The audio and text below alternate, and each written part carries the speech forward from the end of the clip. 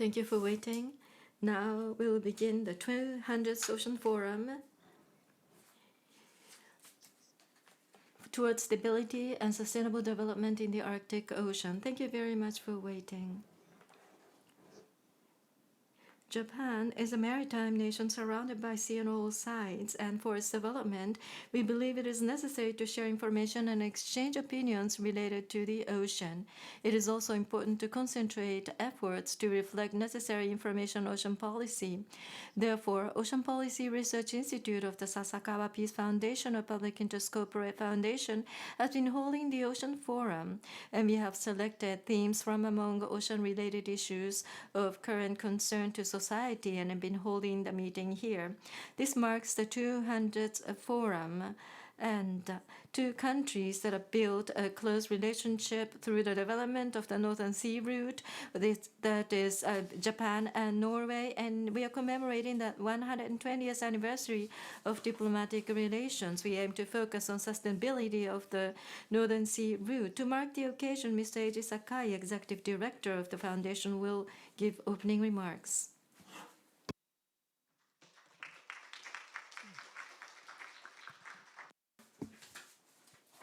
Thank you.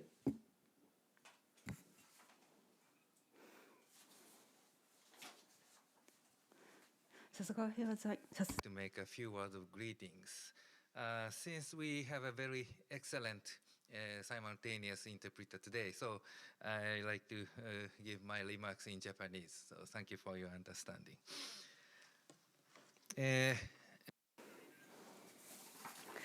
Dear Excellency, Ms. Christine Iglum, Ambassador of Norway to Japan, Dr. Arild Moe and Dr.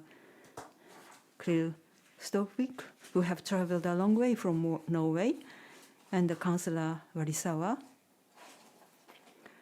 Dr. Hazumi, Dr. Otsuka, and ladies and gentlemen, thank you for joining us today for the 200th Ocean Forum. Furthermore, although she was unable to attend today due to official duties, we have received a message from State Minister for Internal Affairs and Communications, a member of the House of Representatives, who is also a chairman of the Japan-Norway Parliamentary Friendship League, and we'd like to express our sincere gratitude. It is a great honor for us to co-host this 200th forum with the Norwegian Embassy on the theme of the Arctic Ocean as an event commemorating the 120th anniversary of diplomatic relations between Japan and Norway. Now, let me give you a few reasons why our foundation is holding this commemorative forum. Our foundation began working with Norway back in 1993. International Northern Sea Route program called INSROP started as a collaboration of three institutions, Japan, Norway, and Russia.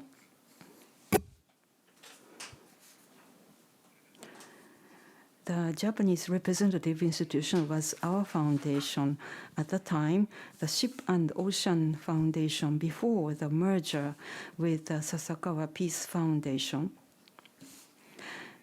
And the Norwegian representative institution was the Fridtjof Nansen Institute. Dr. Moe is a researcher from that at the time, who is with us today. And the then chairman of the Nippon Foundation, Yohei Sasakawa, who is now our honorary chairman, served as the chairperson of the steering committee of this INSROP project. Over the following 6 years of research, 390 researchers from 14 countries participated. And it produced more than 200 published papers, including 167 research reports. Although the project officially ended in 1999, It is undeniable that the foundations for the Northern Sea Route, which is already being utilized today, were laid there in these projects. Since then, the foundation has continued its research on Northern Sea Route and the Arctic policy, maintaining collaboration with wonderful organizations and colleagues in Norway. For example, Dr. Arild Moe and Kjell Stockvik, who are here today as speakers for us today, and Clarice Ragnar from the Fridtjof Nansen Institute, and Felix Tschudi, chairman of the Tschudi Group, and colleagues from the Center for High North Logistics, University of Tromsø, and the Lemke Foundation, and our fellow researchers. Gunnar Rekvik, who is with us from Norway, among others. I'd like to take this opportunity to express my gratitude to all of them. Although our exchange with Norway is only a quarter of the history of the government level, 120 years, we are very proud to have contributed to a party of that history, and I'm very glad that we are able to organize this forum today. Arctic is a vast region spanning multiple major powers, as you are fully aware of, and is therefore politically sensitive, which makes it challenging for countries outside the region, such as Japan, to engage with it. However, its importance remains constant throughout history. In fact, its importance increases even more during times of difficult political situations. In Japan, we have a proverb that says, "Persistence is power," and that attitude is essential for Arctic research. We intend to leverage our strength as a politically neutral private foundation to continue promoting Arctic research. Today, I understand that we will be discussing the current state of the Arctic Ocean and looking ahead to the future. Based on our experience over the past 30 years, I hope this will be an opportunity to consider what we can and should do in the next 30 years.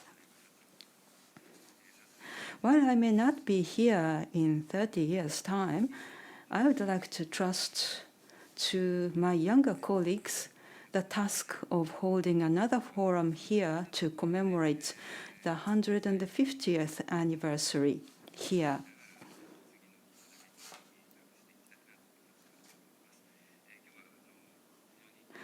Yeah, thank you very much. I have high expectations that we'll have very productive and active discussions. Thank you.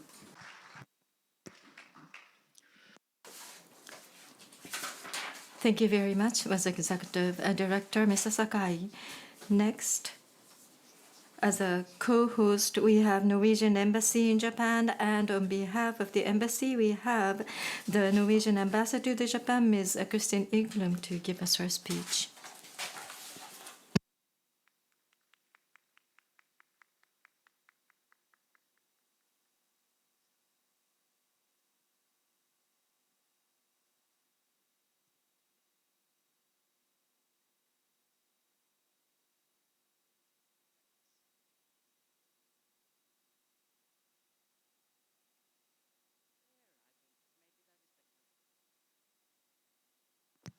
So, there we go.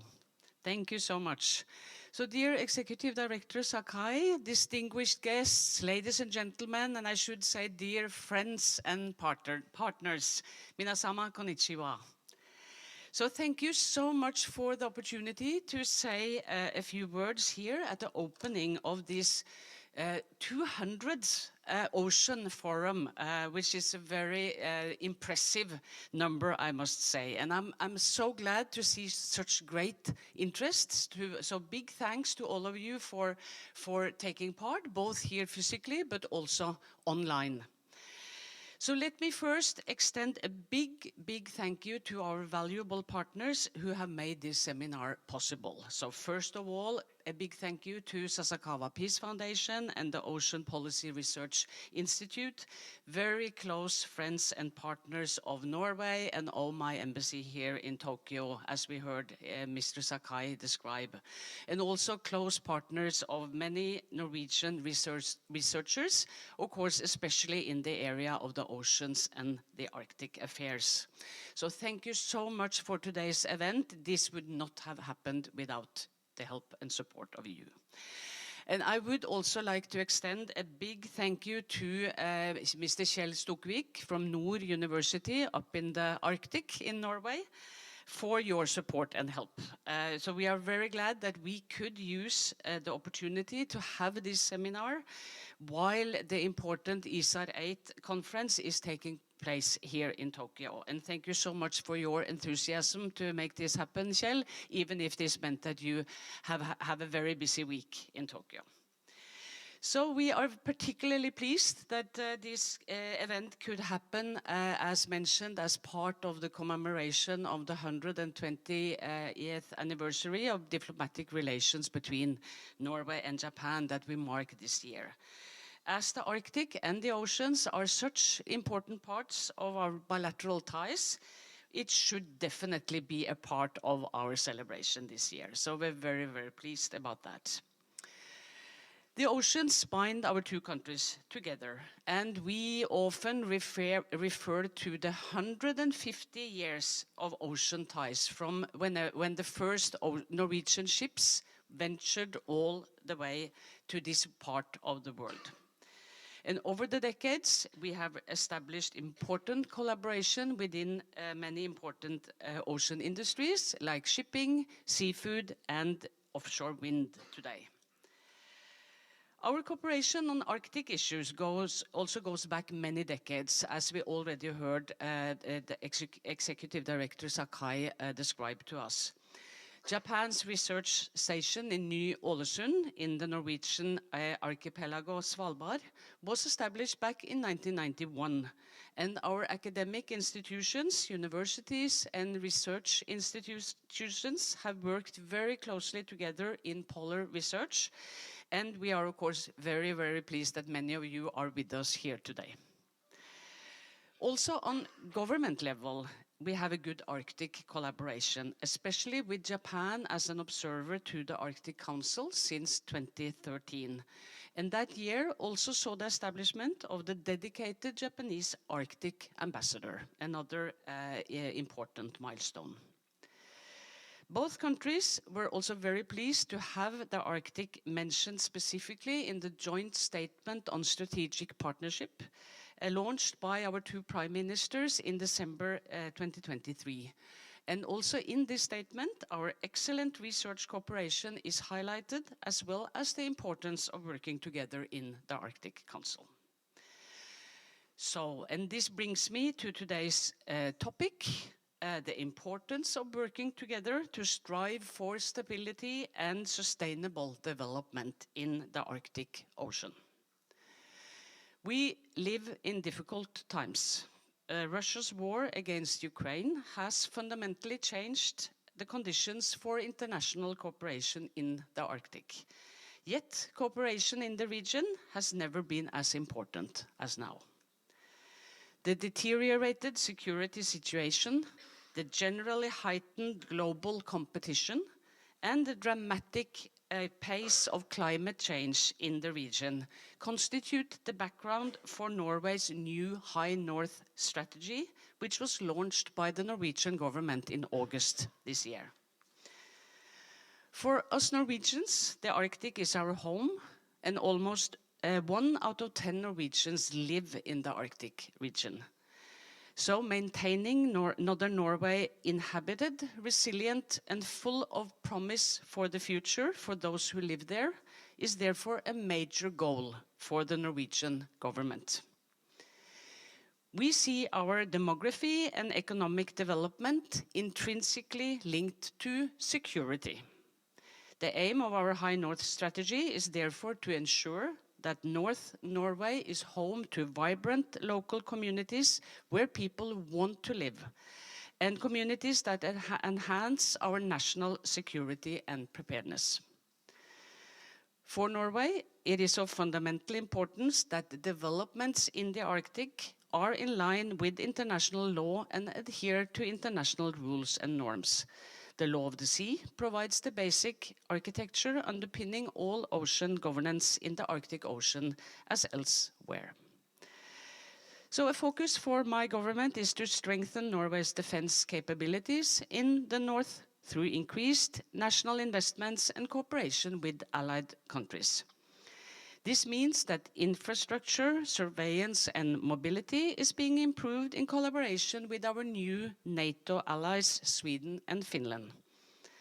And in addition, maritime security and situational awareness are improved by investing in military vessels, undersea capabilities, digital and space-based surveillance, as well as closer civilian, military, and public-private cooperation. When it comes to Russia, we maintain minimum bilateral contact. But these contacts, which are with our large neighbor, they are based on national interests such as search and rescue, border management, and management of the shared fish stocks in the Barents Sea. With the shifting global political situation, we see an increased interest in Arctic affairs. From Norway's side, our priority is to cooperate with the Nordic countries, other Arctic allies, and key European allies. But it is also stated by the Norwegian government that we will strengthen collaboration and with other countries, in particular those involved in Arctic research and environmental cooperation, and countries that recognize the importance of a rules-based international order. So from this, you see that Japan will continue to be a very important Arctic partner for Norway. It is also a continued goal for Norway to be a strong voice in international processes relating to the environment, ocean management, and use of resources in the Arctic. And here the activities in the Arctic Council is very important to us, and we look forward to continuing working with Japan in this context too. So I'm therefore very pleased to mention that the Norwegian government will strengthen Norwegian research efforts in the Arctic waters and supports the new 10-year Arctic Ocean 2050 research program, in which 18 Norwegian research institutions participate. This will be one of Norway's key contributions towards the International Polar Year in 2032-33. So, dear friends, today's Ocean Forum is also about Arctic sea routes. The melting of the Arctic Sea ice opens up new waters and shipping routes, and this might impact both global trade and the global economy. And we look very much forward to hearing more about this in today's forum. Not surprisingly, we see a growing interest in alternative shipping routes for global trade. However, for now, the commercial foundation for using the Northern Sea route as a transport corridor to Asia is still considered to be rather weak. Therefore, international transit sailings along the Northern Sea route are still limited, and the interests from the Norwegian shipping industry remains low, as far as I understand. From Norwegian authorities' side, we follow the developments in the Northern Sea route closely.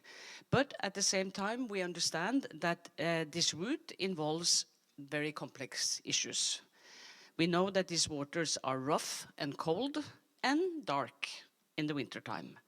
Icebreaker capacity and emergency preparedness resources along the route are also limited. But in general, and again, I'm sure we will hear more about that later in the forum, we see an increase in shipping activities in the Arctic. From 2013 to 2023, the number of ships entering the Arctic Polar Code area increased by 37%, according to the Arctic Council Working Group for the Protection of the Arctic Marine Environment. Cruise and destination traffic is also growing, both in the number of vessels and in passenger capacity, posing both possibilities and challenges. For Norway, a country with the second longest coastline in the world, it is of course a concern that increased shipping and maritime traffic in the Arctic can affect both the environment, ecosystems, emergency preparedness, and security. If traffic along the Northern Sea route were to increase significantly, it could have consequences for Norway, especially for local communities in the north. These communities could be potential transit harbors or hubs that could create positive activity. But we also have some of our most important fishery resources in these areas.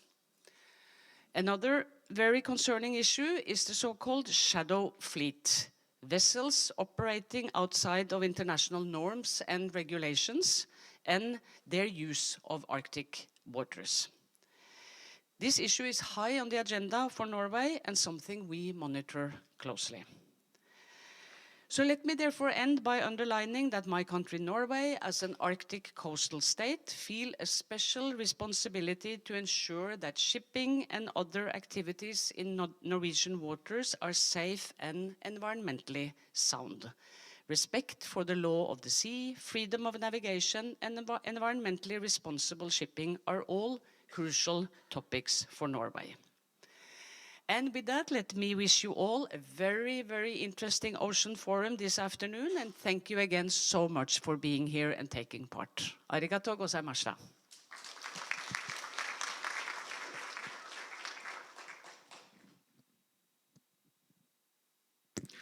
이그르ム大使、ありがとう。 Ambassador Eglum, thank you very much. 続きまして、ご来賓として日本 Next, I'd like to invite Ms. Noriko Horiuchi, chairperson of the Japan-Norway Parliamentary Friendship League, and recently appointed State Minister of International Affairs and Internal Affairs and Communications. Due to heavy official duties, Ms. Horiuchi has sent us a video message. Your Excellency, Ambassador Ms. Eglum, distinguished guests, and ladies and gentlemen, I'm Noriko Horiuchi, chairperson of the Japan-Norway Parliamentary Friendship League and State Minister for Internal Affairs and Communications. I extend my sincere gratitude to today's organizers for the invitation to the 200th Ocean Forum towards stability and sustainable development in the Arctic Ocean. I wish I could be with you in person. It is very unfortunate that I'm not able to participate in this very meaningful forum. This year marks the 120th year since Japan and Norway established their diplomatic relations. As chair of the Friendship League, I attended Norway's National Day at Osaka Kansai Expo. I was deeply impressed by Norway's rich nature and innovative decarbonization programs showcased there with the attendance of Foreign Minister Mr. Aide and Deputy Industry Minister Ms. Silstad. Harmony with nature is an important approach in my constituency, Yamanashi Prefecture. I hope these values will be shared more widely through concrete cooperation between Japan and Norway. Today, you will discuss efforts towards stability and sustainable development in the Arctic Ocean. The Arctic is on the forefront of climate change, where new international cooperation is tested. As climate is changing rapidly globally, it is the duty of all of us to ensure stability and sustainable development in the Arctic.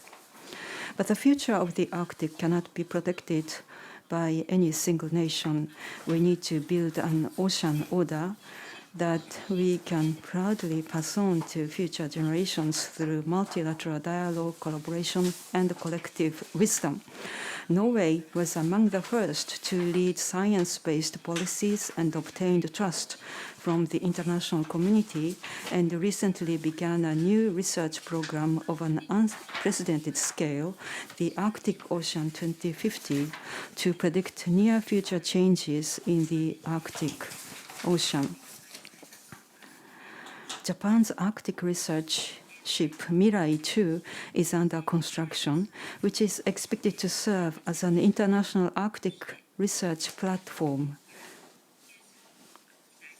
I hope Mirai 2, upon going into service, will bring Japan and Norway closer in scientific research.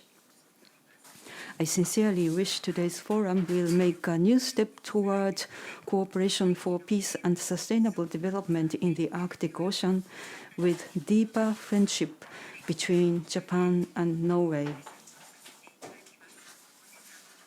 Congratulations to you all, and thank you.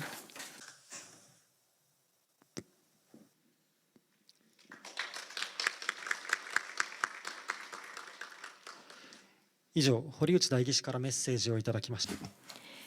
Thank you very much. That was a message from Ms. Horiuchi. Now we would like to move to session 1, Arctic Policies and Projects in Japan and Norway. In this session, we ask 3 experts to give their presentations.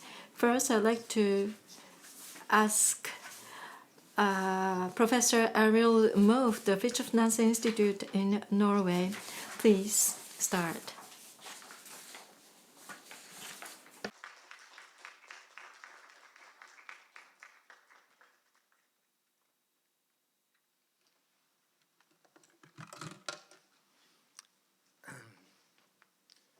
Yes. Is there somewhere I can? Yes, here. Yeah. Good afternoon, ladies and gentlemen, Your Excellencies.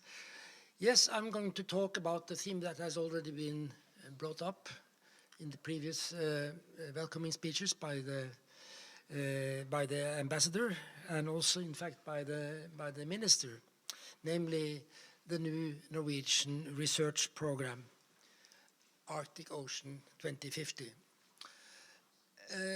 It goes without saying in this hall that the changing Arctic is a concern to us all.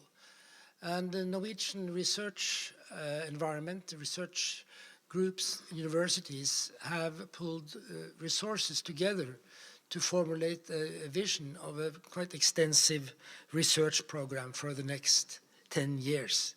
And I will briefly tell you about this program, where we hope that there will be opportunities also for future cooperation with international partners, including Japanese. The program has a motivation which is quite clearly stated in these paragraphs, and it is to take a role to ensure that the global community is aware of and is prepared for the big changes going on in the Arctic environment as an overall vision. And research and knowledge building is a key component in this vision. Of course, this is not the project that starts from the scratch. Norwegian research organizations have been involved in Arctic research for many years, and in the last few years there have been especially 2 big cooperative programs which also form the foundation for the new present project, namely the Nansen Legacy Project and the Go North projects, which have been focusing mostly on the Barents Sea, the part of the Arctic Ocean closest to Norway, but where a lot of knowledge has been produced and also a lot of experience in conducting research on ocean development. In the new program, there are 3 overarching research questions. And that is first to formulate, to document the state of affairs. what are the mechanisms, trajectories, and impacts of changes in the Arctic Ocean? You clearly understand that behind these questions, a lot of different, more specific research questions need to be researched. But the point of this new project is not only to study for the sake of science, but also to make it applicable and to spell out how scientific and technological breakthroughs can contribute to innovative monitoring strategies for the next generation of predictive capacities. So effort will be an effort to build up expertise that can be used looking forward.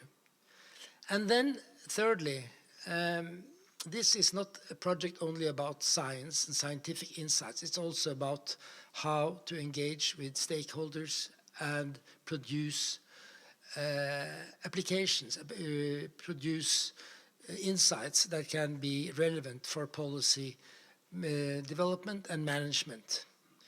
What are the best practices for engagement with stakeholders to all levels of governance? That is a very important part of this project, and that's also why social science is included in the project.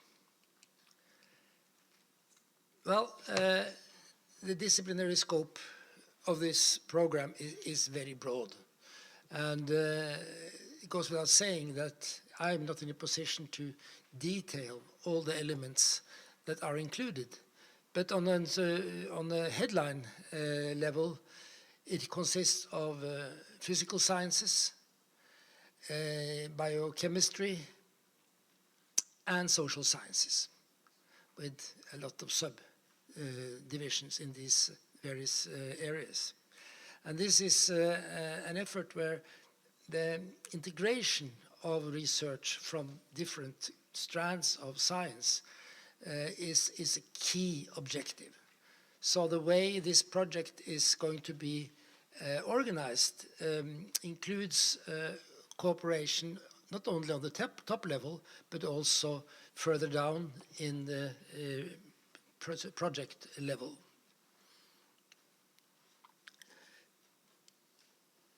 And this is then reflected in these research research tasks, 6 research themes of the program. Global drivers and feedbacks, understanding what is going on, and the changing Arctic Ocean, of course, very much concern. But we will also look very much at human use, which includes also economic activities and prospects for economic activities. The point is to be able to ascertain what kind of activity are likely to develop, which of course includes one of the themes today, namely international shipping, but also other activities like seabed mining, for instance, fisheries, tourism, anything that might develop or are likely to develop, and to understand their impacts. There is also here a research theme which is called abrupt change and extreme events. And that is an effort, will be an effort to try to at least think through possible abrupt changes that could clearly change the whole dynamics in the Arctic. Abrupt climate changes, of course, but there could also be other events in the environment and also caused by man-made disasters. As I already mentioned, development of new technologies for research, monitoring, distant measurements, which is now, of course, becoming more and more common. Various ways of undertaking research subsea. All this development of new models for research and technology is integrated part of the project. And then finally, how can these insights be combined in a forward-looking project, trying to to be as concrete as possible about the way forward and the challenges ahead. And hopefully, by the end of this program period over 10 years, we will have a somewhat better, be in a better position to manage the situation in the Arctic. So again, international collaboration is called for, and you easily understand that all these issues are not national issues. They are international issues, and all the research organizations involved already have international partnerships which they want to involve. And I'm sure many of you will hear from your Norwegian contacts in the course of the next year or so to see what kind of research project can be developed. Obviously, this is a big program, and the Norwegian government has promised to provide substantial support, financial support over the next 10 years. But it will also include a lot of research money coming from the existing institutions, notably the universities. And other research financing mechanisms will also be applied. But it will be a program where you have an overarching program, overarching tasks, but at the same time, a lot of space for individual initiatives from below, as long as they answer to the overarching tasks. So we are looking forward to a very, very exciting period, complicated to combine various researchers, but we think everybody is in it because they know that for this research to be interesting, it needs to be a collaborative effort. So that was in very few words. Some insights, some sort of a little bit of an introduction to what we think will be an interesting effort over the next 10 years. And I thank you for your attention.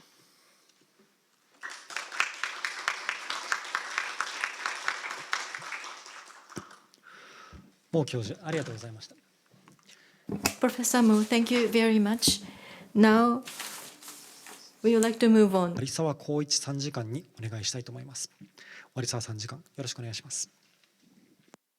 We have Koichi Warisawa from the Cabinet Office, Director of National Ocean Policy Secretariat of Government of Japan.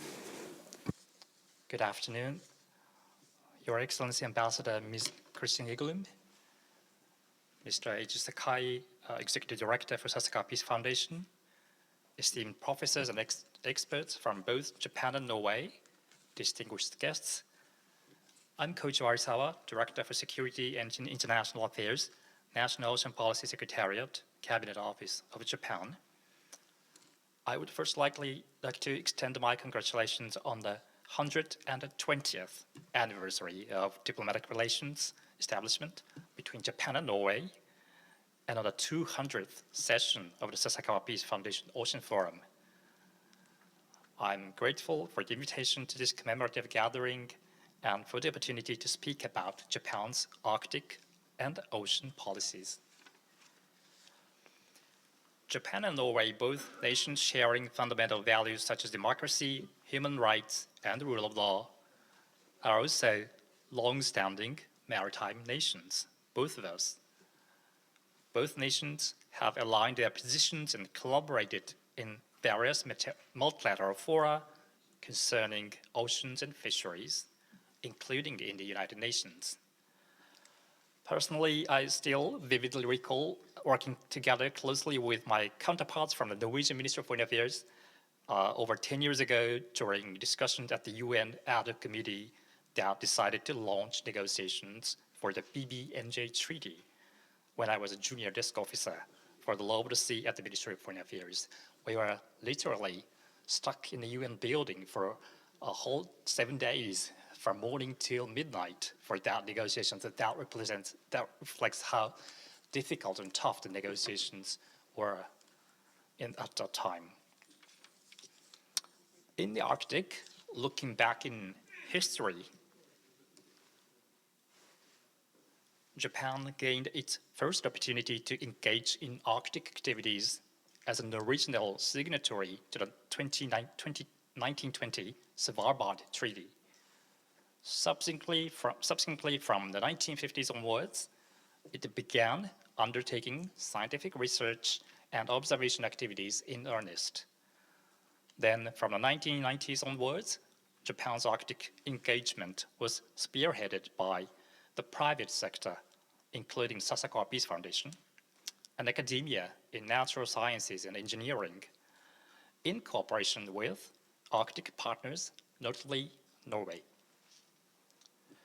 This included establishing the Arctic observation stations and joining IASC, or the International Arctic Science Committee, both for the first time by a non-Arctic state. Participation to the INSROP, or International Northern Sea Route Program, that the Executive Director Sakai mentioned earlier, with the Fridtjof Nansen Institute, of course, of Norway, as well as the launching of the JANSROP, which is a counterpart program in Japan to the INSROP, both by the then Ship and Ocean Foundation. This approach, centered on research and observation and involving public-private partnerships, continued into the 2010s, an era when the Arctic garnered renewed attention as a climate change hotspot. In 2013, Japan was granted observer status in the Arctic Council, broadening its scope for Arctic activities. Here too, Japan has contributed to the Council's work through public-private collaboration, focusing on scientific research and observation. I still consider it an honor to have participated representing the Japanese government as a desk officer again, alongside experts from National Institute of Polar Research, or NIPR, including Dr. Hiroyuki Enomoto, who is present here today, in the Arctic Monitoring and Assessment Program, or AMAP, meeting of the Arctic Council. That was the first working group Japan attended as an observer. The previous year, in 2012, the NIPR announced that Arctic sea ice extent had reached its lowest level on the record, as observed by the satellite. This announcement turned out to be a catalyst for the Arctic for attracting more international attention. Since then, Japan's activities within the Arctic Council have expanded both in width and depth. For example, Dr. Natsuhiko Utsuka, who is present today, also has made significant contributions to discussions within the protection of the Arctic Marine Environment Working Group within Arctic Council. Furthermore, Japan's Arctic research has broadened from natural sciences to encompass social sciences and humanities, as seen in projects such as ARC2, Arctic Challenges for Sustainability programs, and ARC3 also.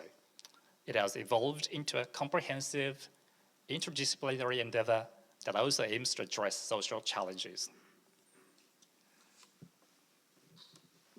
On the governmental side, Japan formulated its first comprehensive Arctic policy in 2015. Building upon previous efforts, Japan's Arctic policy established the principle of maximizing the utilization of outcomes from its Arctic research and science and technology to address global challenges such as climate change and conservation of marine environment. It also includes measures such as developing and maintaining necessary research tools, facilities, and equipment, such as observation stations and vessels, networking universities and research institutions, fostering international cooperation with Arctic states. Underpinning these measures is the concept of strategically leveraging Arctic science and technology for diplomatic purposes, communicating solutions to global challenges, and advancing international cooperation. In the same year's establishment of Japan's Arctic policy in 2015, the Arctic Science Summit Week, or ASSW was hosted in Japan for the first time. This event reaffirmed the importance of scientific research on changes in the Arctic, understanding their socio-economic impact and political repercussions, and fostering industry-academia government collaboration, including with non-Arctic states.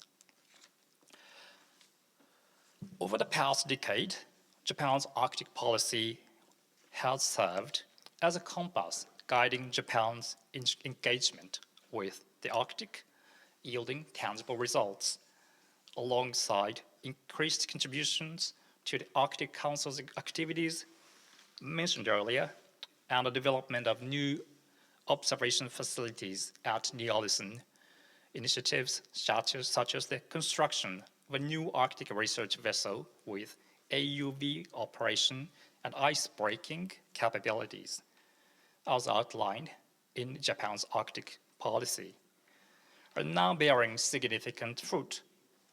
This is exemplified by the Arctic research vessel Mirai 2, launched in March this year and scheduled to enter service next autumn.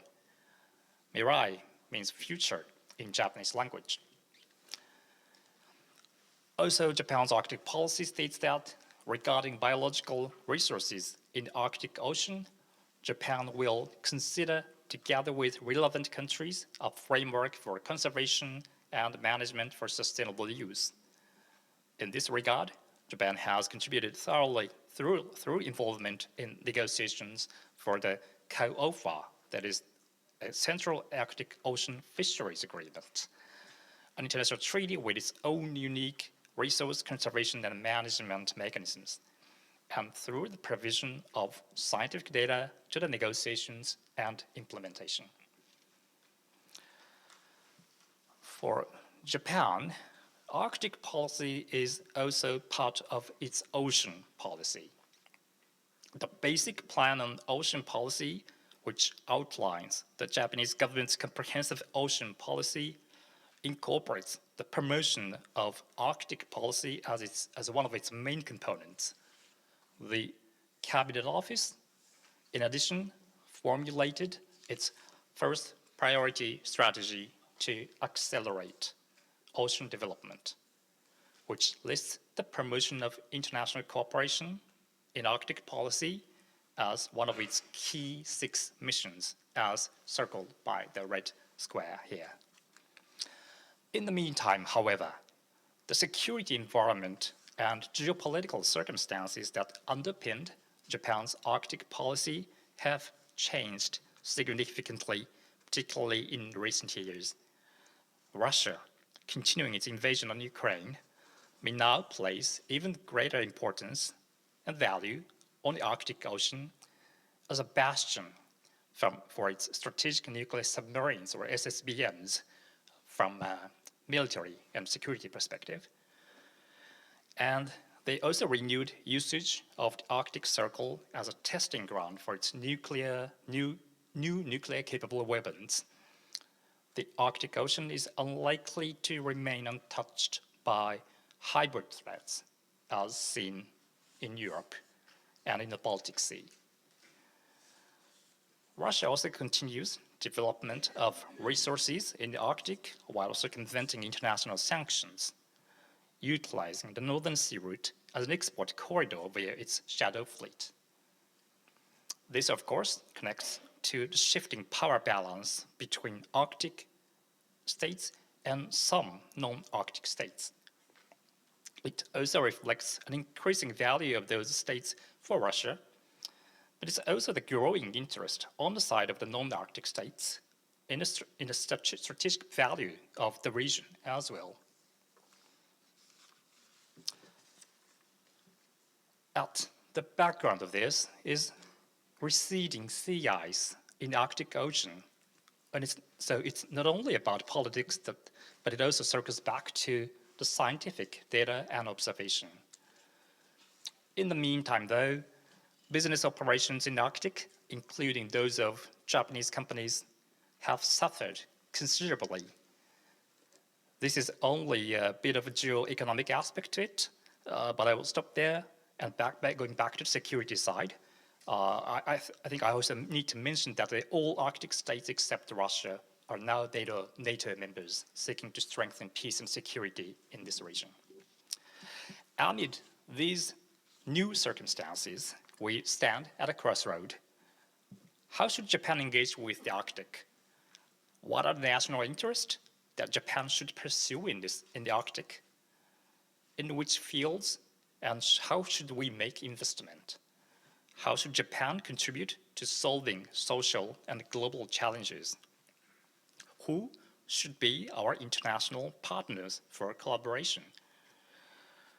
What should the governance in the Arctic look like? And what are the roles of non-Arctic states like Japan in Arctic governance? We must advance the work to directly address these questions and to chart a course for the next 10 years. Naturally, scientific research and observations, accumulated data, and a national and international networks among researchers built up to date should continue to be leveraged as Japan's strength. Also, ensuring the rule of law on the sea and upholding a rule-based, free, and open international order should remain as the consistent principle of Japan's diplomacy. Moreover, cooperation with like-minded countries, like-minded coastal states of the Arctic Ocean, notably Norway, and contributions to the Arctic Council are, of course, indispensable. We cannot give answers to the questions that I mentioned solely by ourselves. We need to work together with Arctic friends and allies. Building upon such foundation, I believe Japan should explore new ways to contribute more significantly to addressing Arctic socio-economic and global challenges. These would include leveraging the value of our new asset, the Arctic research vessel Mirai 2, as a platform for international cooperation, fostering industrial innovation utilizing Japan's technology, contributions to assist building sustainable indigenous and local communities, and developing a circular blue economy in the Arctic Ocean. To promote such discussions across industries, academia, and governments, and to kickstart the development of Japan's new Arctic policies and strategies, the Cabinet Office is planning to host an international symposium later this fiscal year, inviting experts from within and outside Japan.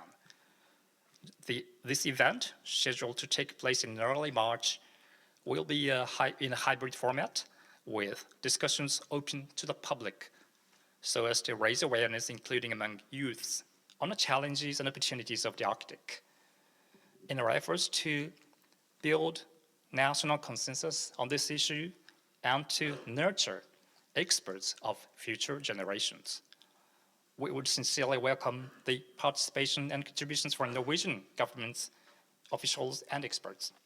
We look forward to sharing a vision for the Arctic in this new era with stakeholders of public and private sectors, both from both nations, to navigate through increasingly complex today's world. Thank you very much for your attention.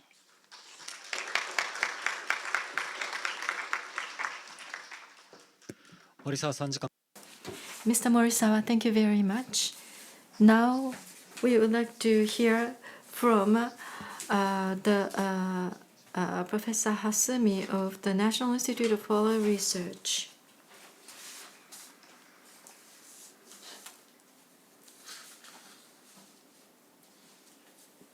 Okay, here in April, a new Arctic research project started in Japan that is called Arctic Challenge for Sustainability 3, abbreviated as ARCS3.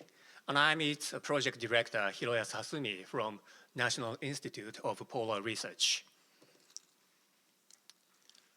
So Japan has about 15-year history of kind of large Arctic research project, so-called National Flagship Arctic Research Project, that started in 2011 as Green Arctic Climate Change Research Project.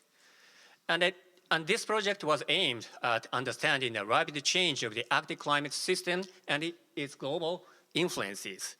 So it was basically natural science oriented with some engineering aspects. And one important thing for this Green Arctic Climate Change project is, through this project, Japan's Arctic research community was established. Before this project, there had been a number of Arctic researchers in Japan, but their activities were basically individual or separate. And this project put their activities together.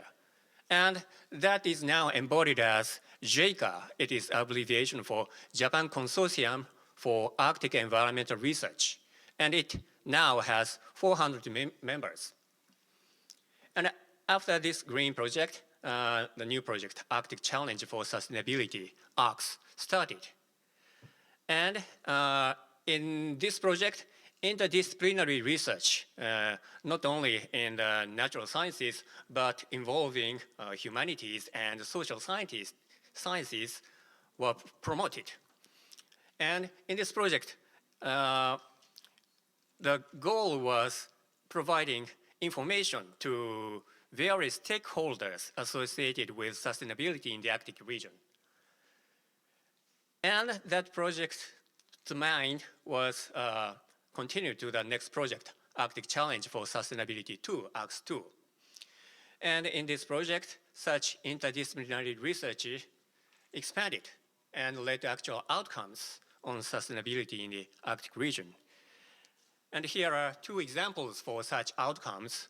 First one is on social influences of the environmental changes in coastal Greenland. And in this study, a comprehensive survey was conducted in a village called Karnak. It is located in northwest Greenland. And based on that survey, the ongoing changes of the natural environment was studied. And its social influences were assessed by integrating the approaches of natural science, engineering, and social sciences. And to report such findings to residents and also to discuss the future direction with residents, workshops were regularly held in the village of Kanak. This photo is taken from one of that workshops. And another example is associated with Arctic governance. As you see, there is an agreement to prevent unregulated high seas fisheries in the Central Arctic Ocean that was signed in October 2018. And some members of ARCS2 project participated in the scientific coordinating group that plans the international joint program to endorse a scientific basis, give scientific basis for this agreement. And also, a session was held at the Arctic Circle Assembly in Reykjavik to report our activities. And when we started to think about the next project or current project, ARC3, in 2003 or 2004, what we thought about is maybe we should evolve or make this kind of interdisciplinary research evolve into solution-based studies on sustainability of the Arctic environment and society. But nevertheless, it is also the fact that there are many unknowns in the Arctic environment. So we also need to deepen our understanding of the natural environment by bridging gaps in observational coverage. And we also should utilize such knowledge to get some reliable future projection. And the ARCS3 project started, and we set our project goal as creating comprehensive knowledge to solve social issues caused by environmental and social changes in the Arctic region. And there are three strategic objectives or sub-goals toward this project goal. First one is related to the natural sciences. And here the word generation of scientific knowledge is used. And it means we should provide not just data, but data should be added with some added value or interpretation that is useful to the actual society. And by using that kind of information and knowledge in the sub-goal 2, strategic objective 2, we apply such science understanding to the actual adaptation problem of the Arctic society. And third sub-goal is mostly associated with social sciences and humanities. And in the previous project, ARCS and ARCS2, we also had humanities and social sciences aspect. And in this current project, we introduced a new aspect, that is history. So we are intending to study how the Arctic society or Arctic world has established. And that kind of understanding is to be utilized to analyze how the current status and future prospect of the indigenous peoples and societies, and also for governance of the Arctic region.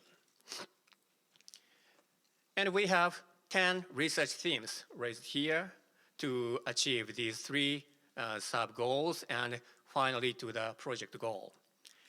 And we also define several research infrastructures supporting the activities of the research themes. And here I'm going to introduce 2 of them. One is research vessels.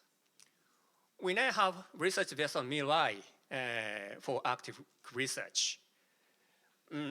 But it is not icebreaker. So the season for the research is limited, and also the area of the research is limited. Only summertime and fall for the area of non-sea ice or ice pass area. And this research vessel Mirai finishes its operation this year. And in 2027, we'll have a new research vessel, Mirai 2. It is an icebreaker, Japan's first ever icebreaker for Arctic research. Japan had an icebreaker previously, but that is only for Antarctic survey. So this research vessel, Mirai 2, must be a game changer for our Arctic research. And also, it is intended that this research vessel Mirai is utilized as an international research platform. And the next thing is that as our country is not located in the Arctic region, it is very important to have a collaboration with Arctic countries. And we need some bases to research, especially for field researches. And we have been collaborating with international partners. And unfortunately, the partnership with Russia has suspended. But we are still having good relations with other countries like United States, Canada, Denmark, Greenland, Finland, and of course Norway. Especially we are utilizing the observatory in Ny-Ålesund, and also we are using the office in UNIS, University Center in Svalbard. And personally, I have been participating in the previous Arctic research projects in Japan, and that provided me with a wonderful opportunity to establish a good relationship or ties with Norwegian scientists, especially climate scientists in Bergen. And that activity was supported by the ARCS and ARCS2 project. And that continuous activity led to an MOU last year between University of Bergen, Faculty of Mathematics and Natural Sciences, and University of Tokyo Atmosphere and Ocean Research Institute, AORI. I'm also belong to this institute.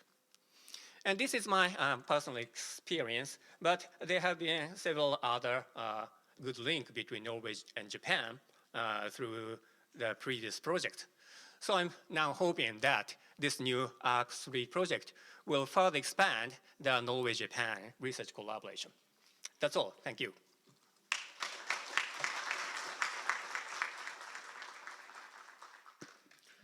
Hasumi 先生、ありがとうございました。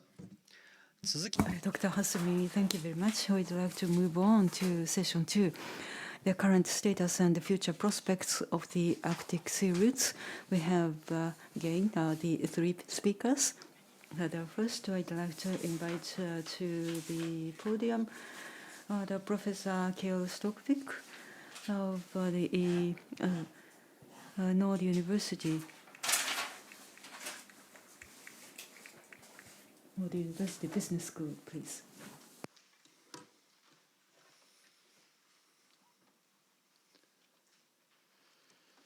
So, ladies and gentlemen, Your Excellencies, I wanted to speak a bit about the consequences of an ice-free Arctic Ocean. Normally, as a center, we speak about what's actually going on. But in this case, talking about what's going to happen in the future, I will allow myself a bit space. I will talk a bit about what's going on as well, but also how we see the Arctic science and cooperation in the future when it comes to finding all the gaps we need to understand this scenario better. And finally, I will say something about potential of doing more cooperation around green shipping corridors in the Arctic. So I will just start. And some of the stuff that I will start to cover is going to be followed up with my colleague Professor Mo later on. So one of the issues that we have seen since we started with our work back in 2008 as a center with a focus on Arctic logistics and also to look at the potential for using the Northern Sea Route and Arctic Sea Route for commercial use. We have identified many issues of concern, many issues that need to be copped. But of course, if you look into an ice-free ocean, the impact of the climate change, which we see now, is going to be dramatic. When the ice is gone, there can be more extreme weather. Permafrost is gone, there will be also impact on this. Ocean level might rise. But also what happened with the Arctic Ocean, the fishery, spices in the air, wildlife is something that we need to understand better. We heard the example of the Ocean 2050 initiative, and we believe that some of this product is quite good covered. For our center working with social science, we see there is much more on the social science part that need to be looked at. This is something that we covered during our session now at INSROP, so I wanted to drag us quickly through that. But to do this in the future, we need to have control about ice condition, safety, regulations, infrastructure, but also look a bit about the cost. What is the financial output of going this direction? We need to map better the risk, the effect of emission disposals, even noise from the ships, and also the geopolitical side to this. And this is something that we come back to later with Professor Mo. What will take place in the future between the Arctic nations, Europe, Asia in this? What does this mean for the regional development? Further on, the people, the local people along the coast, what's the benefits for that? That's something we need to map much better out than we think today. Then, of course, we need to understand the market situation. Why should we use this route? Why should we actually go over a very risky area in the future when the ice is gone? This is something we really need to have a good understanding. A former international, and I think he's still active, Bob Correll in environmental research and science, said to me, Kjell, your center is going to be the most important center in the future. Why did he say that? Because we're in a phase of adaptation. And in a phase of adaptation means that we need to be better prepared. And even though this is a very scary scenario, we need to understand how can we use this sea route in the future and what's the impact of using it. And that's something we need to work very close together with partners internationally. So let me take you further on to what's going on today. Here is a map of some Arctic sea routes. In the middle, we call it the Polar route. The west is the Northwest Passage. And the red line is the Northeast Passage, or the Northern Sea Route, which is a point between the Kara Sea and the Bering Strait. You can imagine an ice-free route coming from, for instance, northern Norway to northern Japan, moving the fish between the countries, other type of cargo in a future scenario. Kirkenes and Mombetsu Express Line, for instance. This means a sailing route that shortened the distance for many, many days. Maybe we can come down to 2 weeks or 16 days in this scenario. But this is something we need to understand. And what should we feed the ships with? What type of cargo are we going to move between these areas in the future? Is that a sustainable way, actually, by the way, to be spending all the stuff we're doing at this time in the next 50 to 60 years? Here's an example of some of the vessels that we used. This is something that we don't need in the future. This is quite advanced icebreaker capacity on these tankers. One of those has been operated by a company here in Japan. But this was a part that designed for their use today, but in the future, that's gone.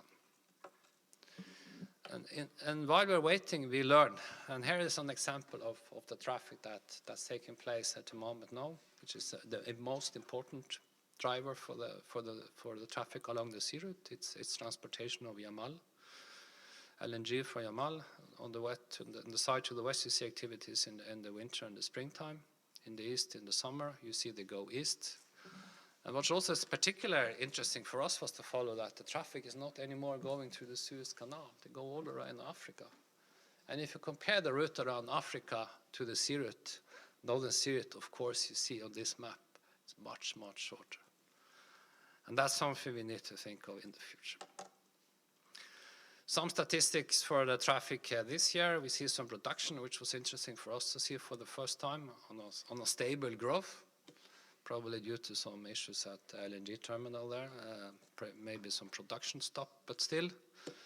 This is something that I expect to grow the next years at least until 2028, sorry, while EU considering a ban of LNG import from Russia. That will change that significantly.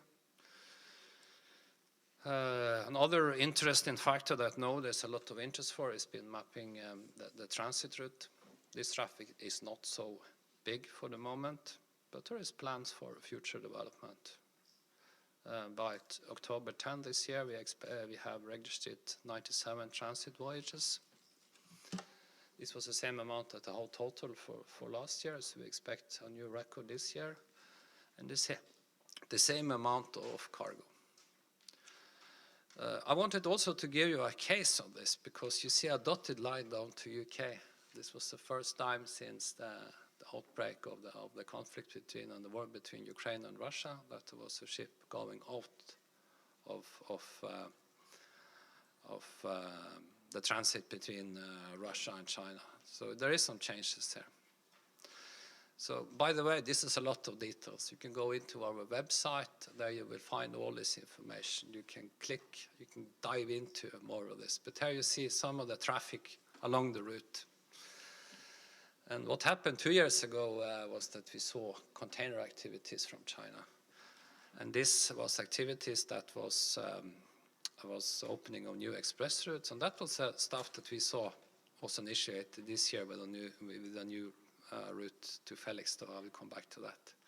Yeah, I will go quickly through this and go straight into that case. But that also is a way of explaining what the issue is when it comes to the sea route. This is the ship that started in September, went all the way to Felixstowe outside London. It's a container ship with circa 5,000 TEU. It has an ice class allowing it to operate in slightly ice. And it's been used for several travels before since 2024, so we are following her. And here is an output of the IS data we're using to produce our maps. So we can track them from our screen, and this is the pattern she planned to use. And she arrived actually after some bad weather along the Norwegian coast. She was hit by the storm Amy. But during the sea route, she had an average speed of 17 knots, which is very quickly for a container ship under this condition. And you can see also as well, she went quite far north. So what is it with these ships when they go there? What can you save? we did a calculation based on the average speed for her latest trip, and we covered that she will actually save at least 7 days if she follow that route. And there is a limitation, of course, of spending and use of the sea route. You need to follow regulations, ice class, and there is some challenges of environment, as I mentioned. So this is important to know if you're going to use this route. And it was also mentioned by the ambassador. That's something very important from Norwegian side as well, to have the strict regulation for this in the future. I see the time running, so I will quickly drag you through this. And this is also important for Norway and Japan when it comes into the shipping in the future and how we build our ships. We're still quite back when it comes to the green shift and the green transition in the shipping industry, and that's something we as a center are working with as well. This is a snapshot of that. We are involved in a project called Roadmap to Zero Emission. It's an issue from the Norwegian countries to reduce the emission in the Nordics.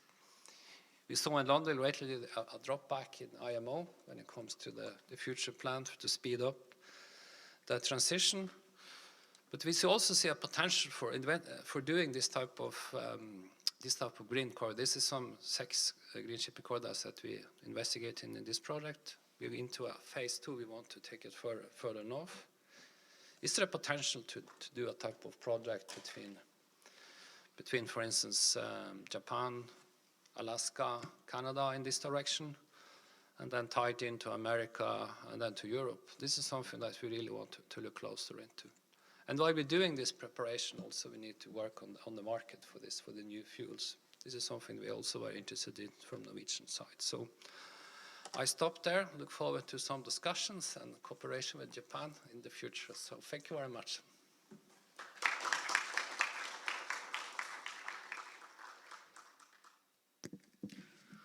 Thank you very much. ありがとうございました。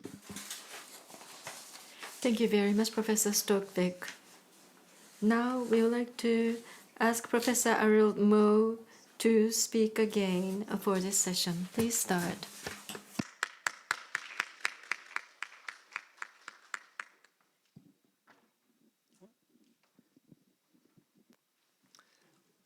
Thank you. Yes, Kjell has outlined some of the broader issues for development of Arctic shipping. But as we all understand, and which was clearly stated by the ambassador, but also by the Director Sakai, we are in a new geopolitical situation, which has changed many assumptions of international cooperation and development over the last 4 years.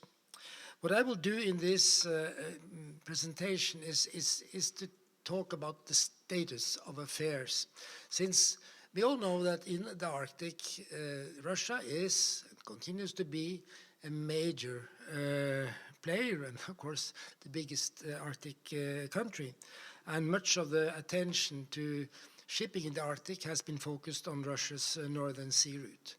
So my talk here is an attempt to give a picture of the situation, looking at the sort of the Russian, not from a Russian angle, but focusing on Russia's policies and expectations, and I think realities when it comes to development of Arctic shipping. I will first state, sort of always impress on you that in shipping in the Arctic on the northern sea route, the main component is not international transits. International transit shipping has been given a lot of attention and is being given a lot of attention internationally, but when we talk about volumes and activity, it's not transit, it is destinational shipping. Destinational shipping, which means transport into and out of the Arctic.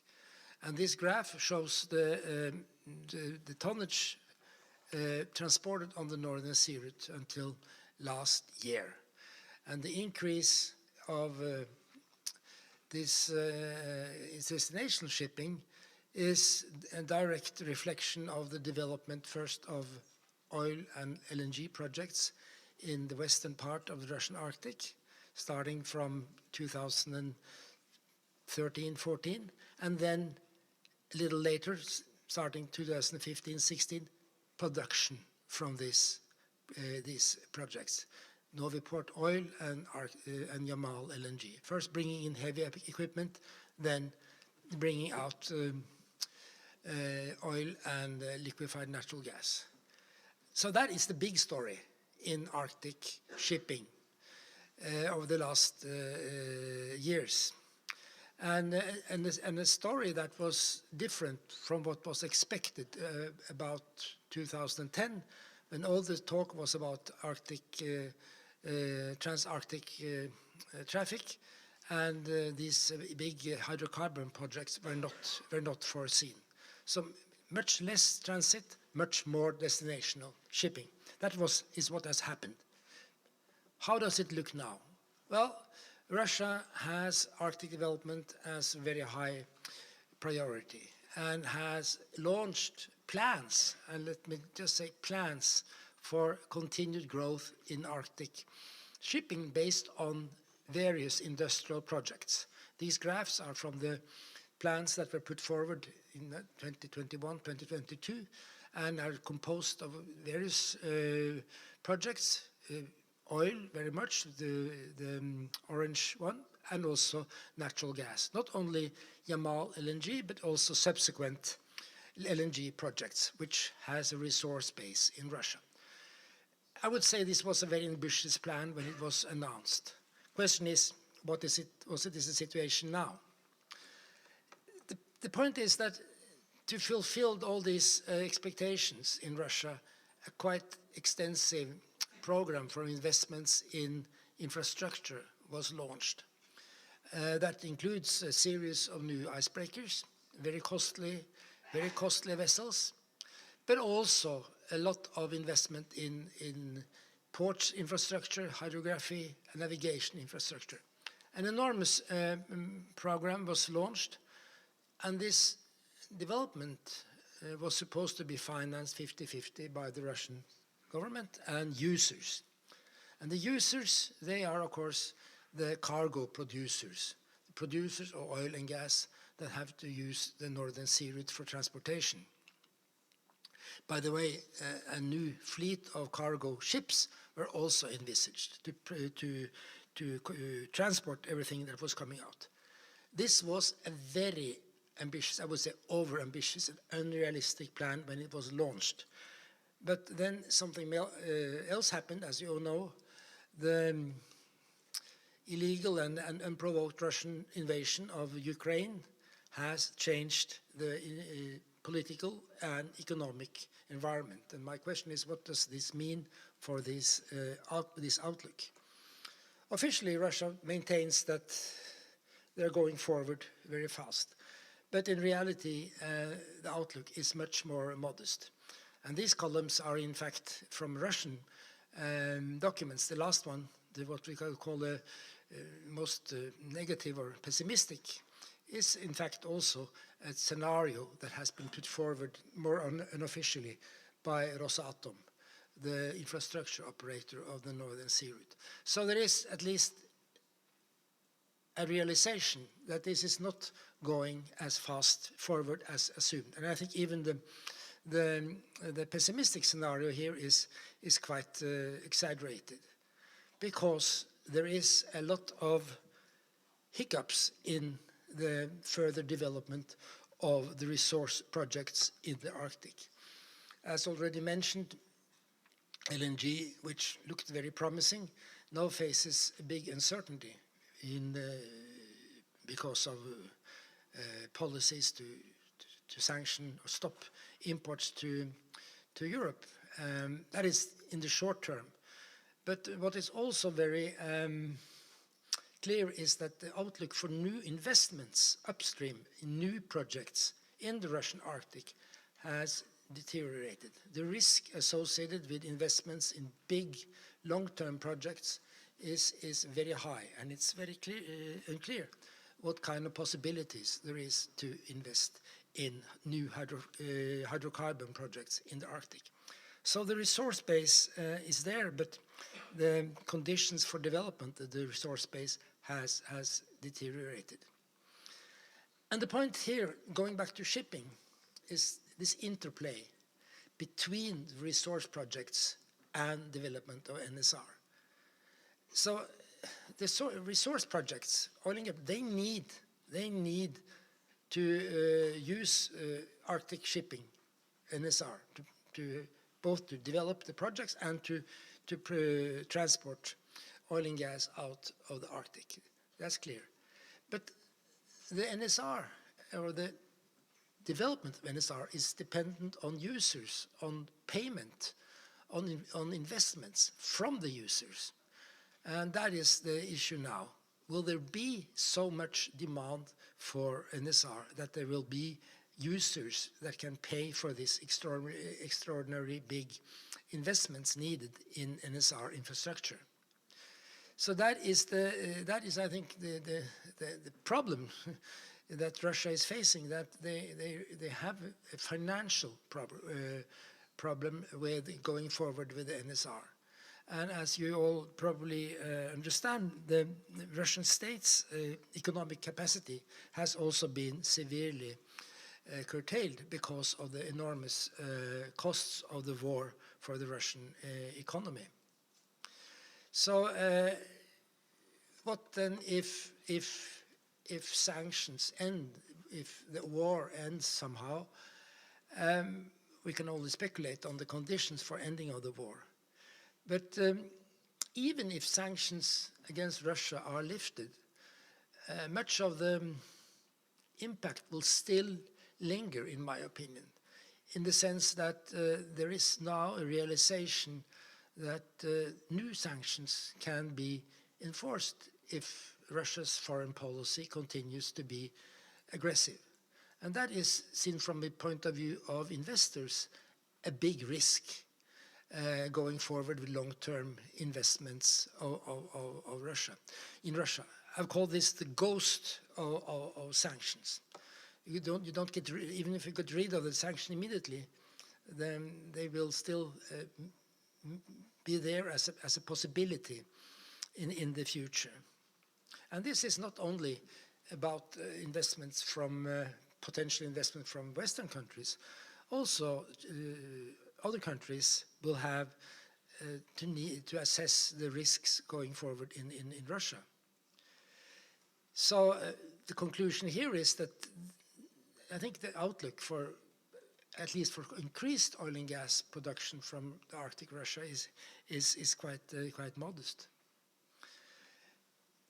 Let us then talk a little bit about transit shipping, since that is also very much on our mind, and it's of course an important issue in itself, even if it's small compared to destination shipping. But here again, it's important to be very clear when you receive and you read numbers. Last year, Russia declared that there was a record in international transits on the Northern Sea route. It was 3.1 million tons. Not very much, but it was more than before. But you have to look more closely at the numbers. These numbers included, in fact, almost exclusively Sino-Russian trade, because according to Russian definition, transit is when a ship passes both boundaries of the NSR. So even if this was only between China and Russia, the ships passed through the whole NSR, and in fact never reached any other country outside NSR.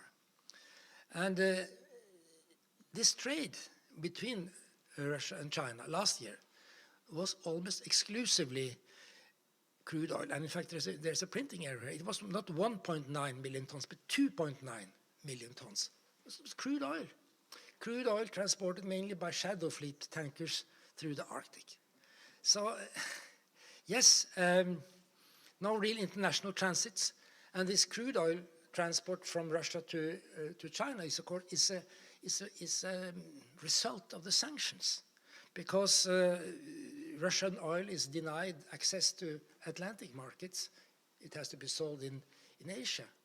And one way of sending this oil to Asia is via the Arctic. So, yes, it's not in itself a very lucrative trade, because the long distance going through the Arctic is not the most efficient market for Russian oil, but they have not so many alternatives. But it's not an economic, a commercial solution, really. So that is on these specific issues of the numbers. But seen from a Russian point of view, what about financing of the NSR? And Russia has long ago realized that transit is not going to be a big financial resource. The payment by users of the NSR for icebreaker assistance is hardly covering operational costs. But it is an additional resource, source of income. And if, as the plan was, to have a sea route operation mainly financed by natural gas and oil, then the transit would be a sort of an additional income. But in itself, it cannot finance very much. So this is not a big economic thing for Russia. And sometimes you get statements from Russia that really illustrates this issue. And I think it's quite a strong statement, which has in fact been said several times by the same author, Yuri Trutnev, who is one of the Russian deputy prime ministers with special responsibility for the Arctic. To begin with, we must create infrastructure and so on. I'm afraid that we will have to subsidize transportation on the NSR. This is, I mean, if you have to subsidize transits, this is almost ridiculous, and it's especially if you don't have other income to cover your expenditures. So this is a serious issue, the lack of finance for NSR. Some words about China, which is of course always being brought up. What about China? And Kjell already gave a quite good overview of the present business development. China has been the most active in the Russian Arctic. Not very active, but because so very little has been going on with transits, the activity of Chinese companies, and then I'm talking about COSCO, the big company, has been standing out. They stopped all their operations in 2022, presumably because they were afraid of secondary sanctions. But they are a conservative company, and they are not really clearly, do not really want to invest heavily to increase Arctic shipping year-round in the event that the international situation becomes better. They are not going to do that, according to themselves. But there are new Chinese companies coming on the scene. In fact, new shipping, which we have heard about, starting to develop a logistical chain between Moscow and St. Petersburg with rail, and then to China, and also later with Arkhangelsk. Seemingly quite successful. Last year had 12 sailings, supposed to be 20 this year. And they are bringing mainly finished goods from China to Russia. Some return goods, but mostly to Russia. And they're talking about developing this into a year-round route with the help of Rosatom and building new ice-strengthened ships. We'll see. They have an agreement about that, but I don't trust declarations before I see realities. This year we had this new company which started, or not started, but had one big fanfare, this direct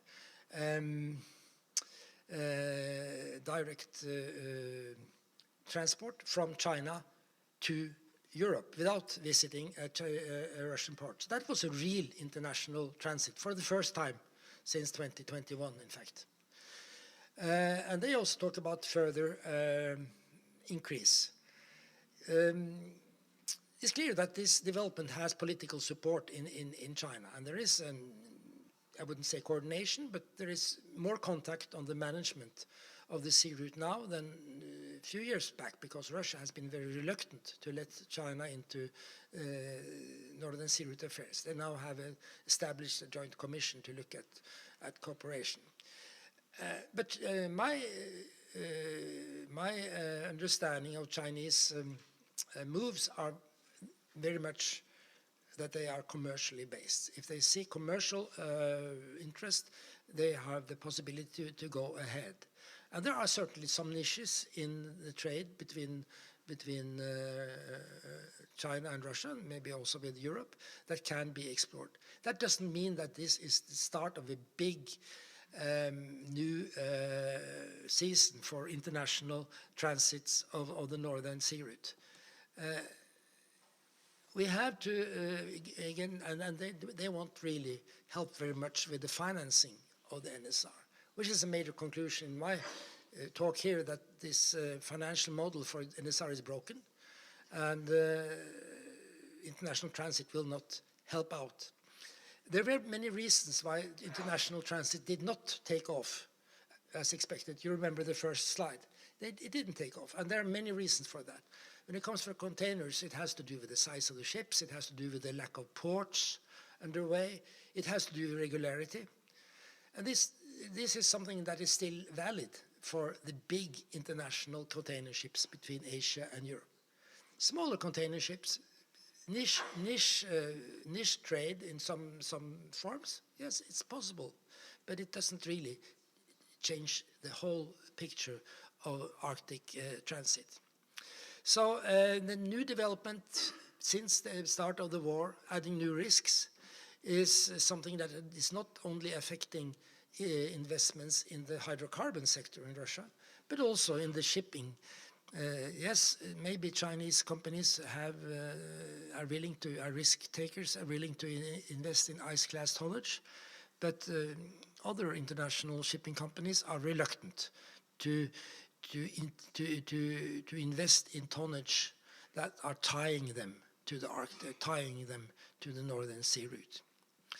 At the same time, clearly the Russian government's state's capacity to subsidize and to invest is limited. I think the outlook for the Russian economy in the coming years is not very positive. Again, China is an interesting card. It has risk-willing companies, we see that, maybe too risk-willing, some will argue. And they have political leverage. But even so, let's wait a little bit before we judge how willing they are to invest heavily. Thank you.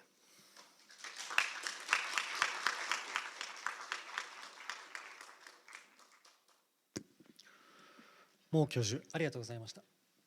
Professor Mo, thank you very much. Now we'll move to hear from Professor Otsuka of the Foundation. He's a senior fellow.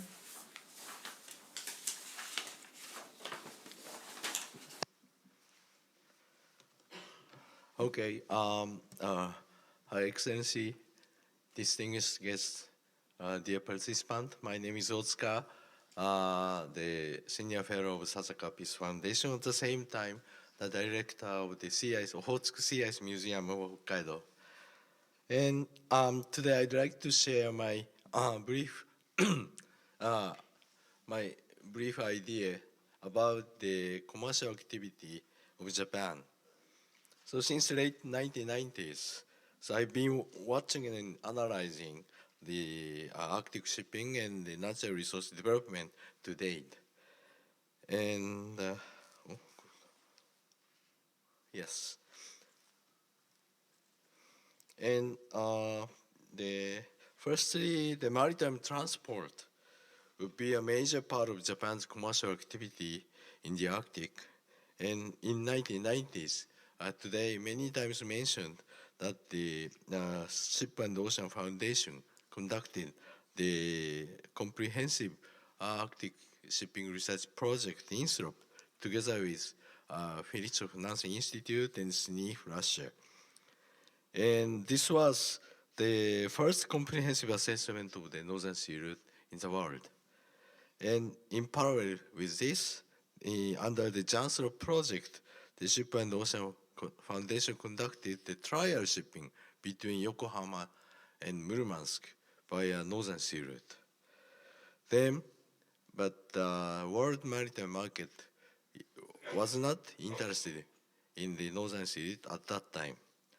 However, against the background of soaring fuel price and natural resource demand and rapid retreat of Arctic sea ice, the Northern Sea route attracted first time under the international, first time from the world maritime market, and the international transit voyage started 2010s. And however, before the Ukraine war, also yes, here you can see this figure. Before the Ukraine war, Japan conducted 70 commercial voyages via Northern Sea route between Russia and Japan. And since 2019, Japanese shipping companies started liquefied natural gas transport from Yamaru LNG. And by using the three ice-breaking carrier. However, since 2022, as you may know, that the maritime sector lost its commercial interest completely to the Northern Sea route due to the Russia's invasion to Ukraine. At the same time, on the other hand, in the long-term view of the Arctic sea ice retreat, the future utilization of the Arctic Ocean could still be an important issue for Japan. And because we nearly owe 100% of the international trade by the maritime transport, and the potential of the Northern Sea route, whose potential is the shortcut of Asia-Europe Sea route without choke point of Piracy and the congested canal. So the potential of the Northern Sea route could be an important factor for Japan's long-term maritime strategy.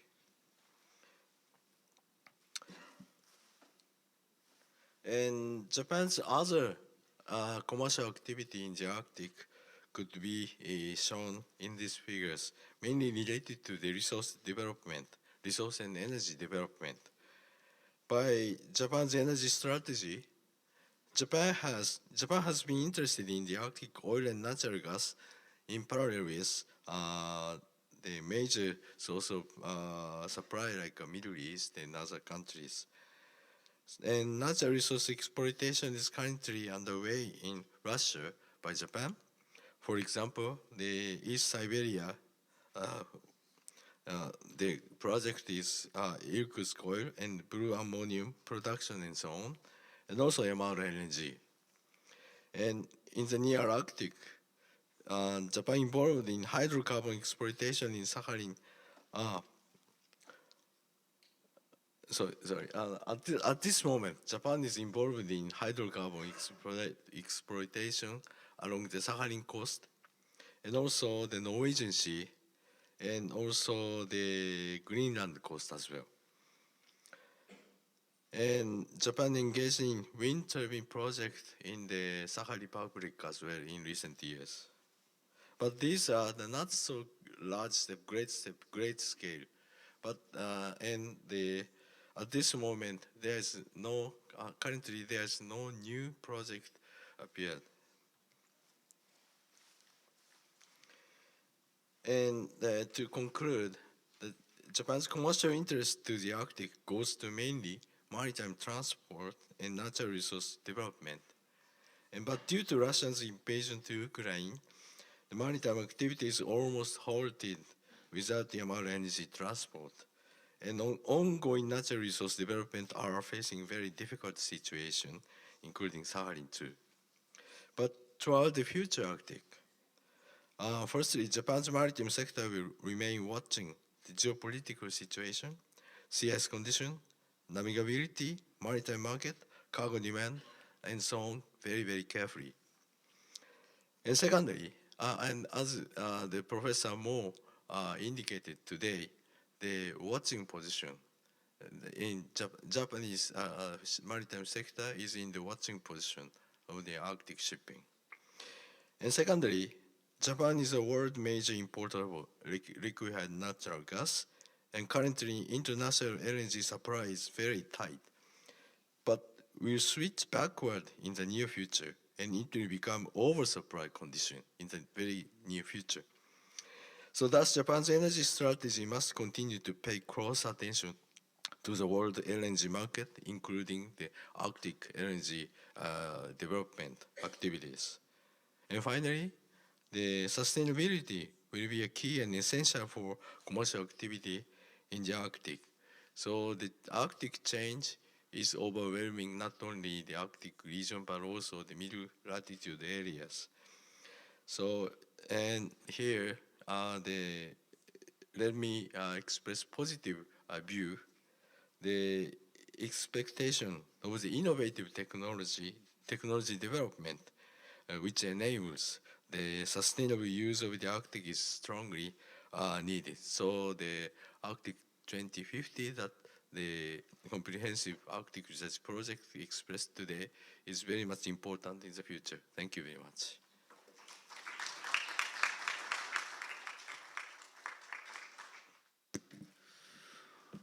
大塚先生、ありがとうございました。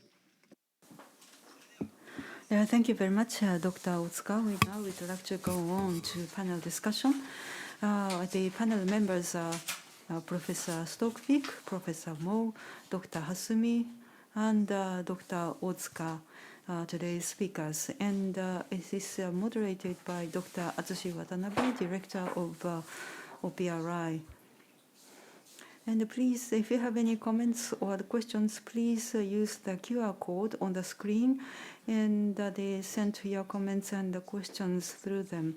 We will ask our speakers to address them as much as time allows. So, Dr. Watanabe, over to you.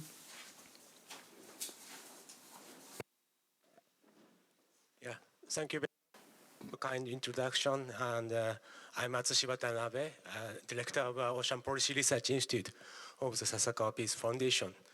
So it's my great honor to moderate this panel discussion along with 4 distinguished panelists with me. So first, I would like to ask all the panelists the same question. That is, today and years to come, the world must respond and adapt to the very rapidly changing Arctic oceans, as well as the natural and the social environments across the broader Arctic region. So addressing these challenges will inevitably require engagement across a wide range of science, policy, and society, economy, and culture.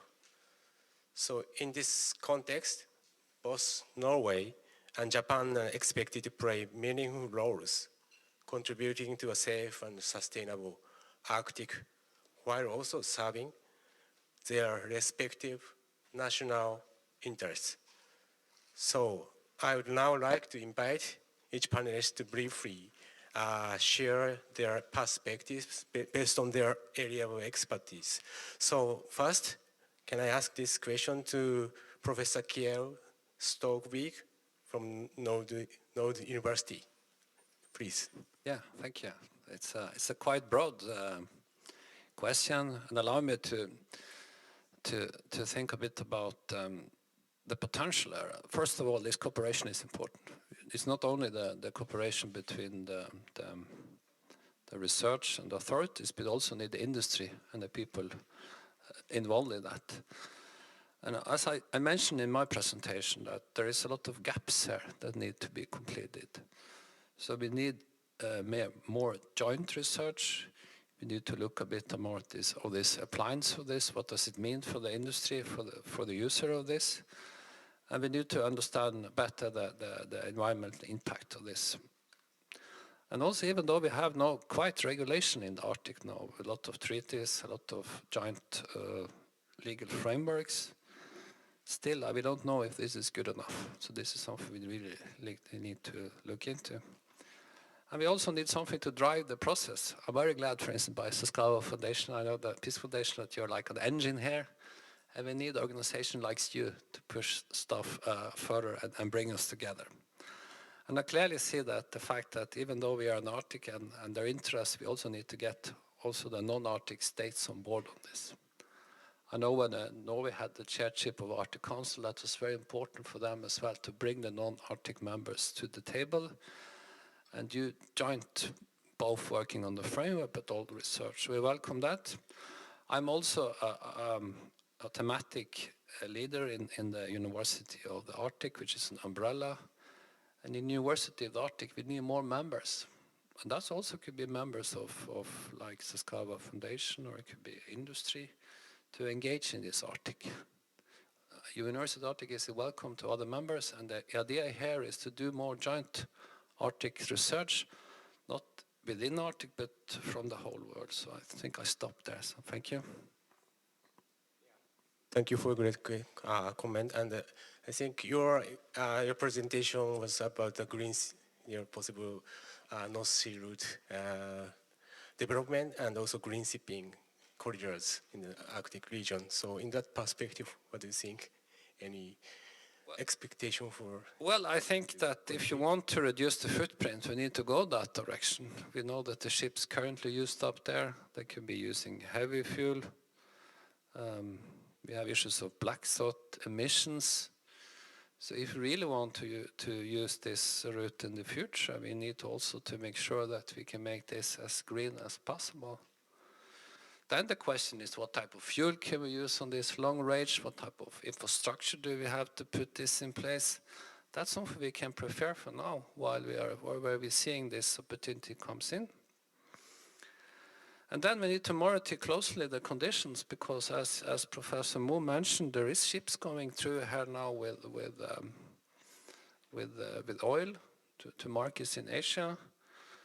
This is ships that is not so new, not the standard we want.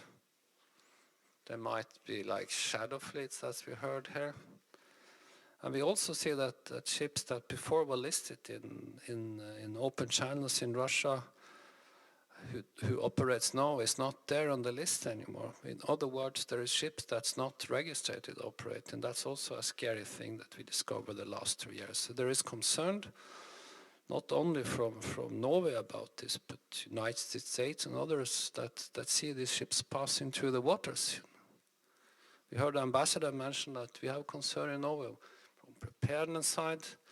For all this traffic, we see ships when they are in distressing waters. We had one ship coming onto China, though. She really had to anchor up inside the fjords in Norway because she had so much cargo on the deck that there was a risk of this dropping. So they had to follow the coastline.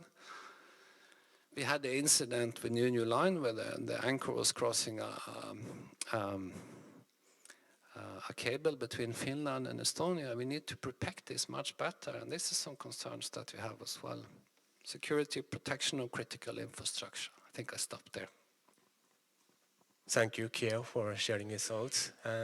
So let me turn this same question to Professor Arirud Mo. You presented a project like Arctic Ocean 2050, and also was discussed about the Northern Sea route development and also the importance of destination and transit freight development. So, yeah, based on your expertise, can you share some insights? Well, I think Kjell already has stolen most of the good points I might have, but I agree with everything he says, and of course, as researchers, we will always naturally answer more research is needed. But you know that is almost an automatic response. But there is a good argument for that.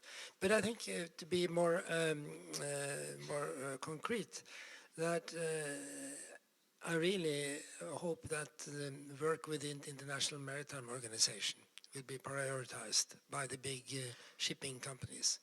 Of course, the Polar Code that was adopted in 2017 was a major step forward, but it needs to be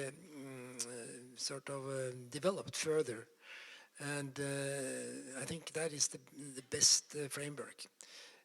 In today's situation, of course, there is a problem with Russia's participation, and they have a certain interest in lowering the standards because of the needs I mentioned. They see to use the Arctic for oil transport, maybe using ships that they would not have used under other circumstances.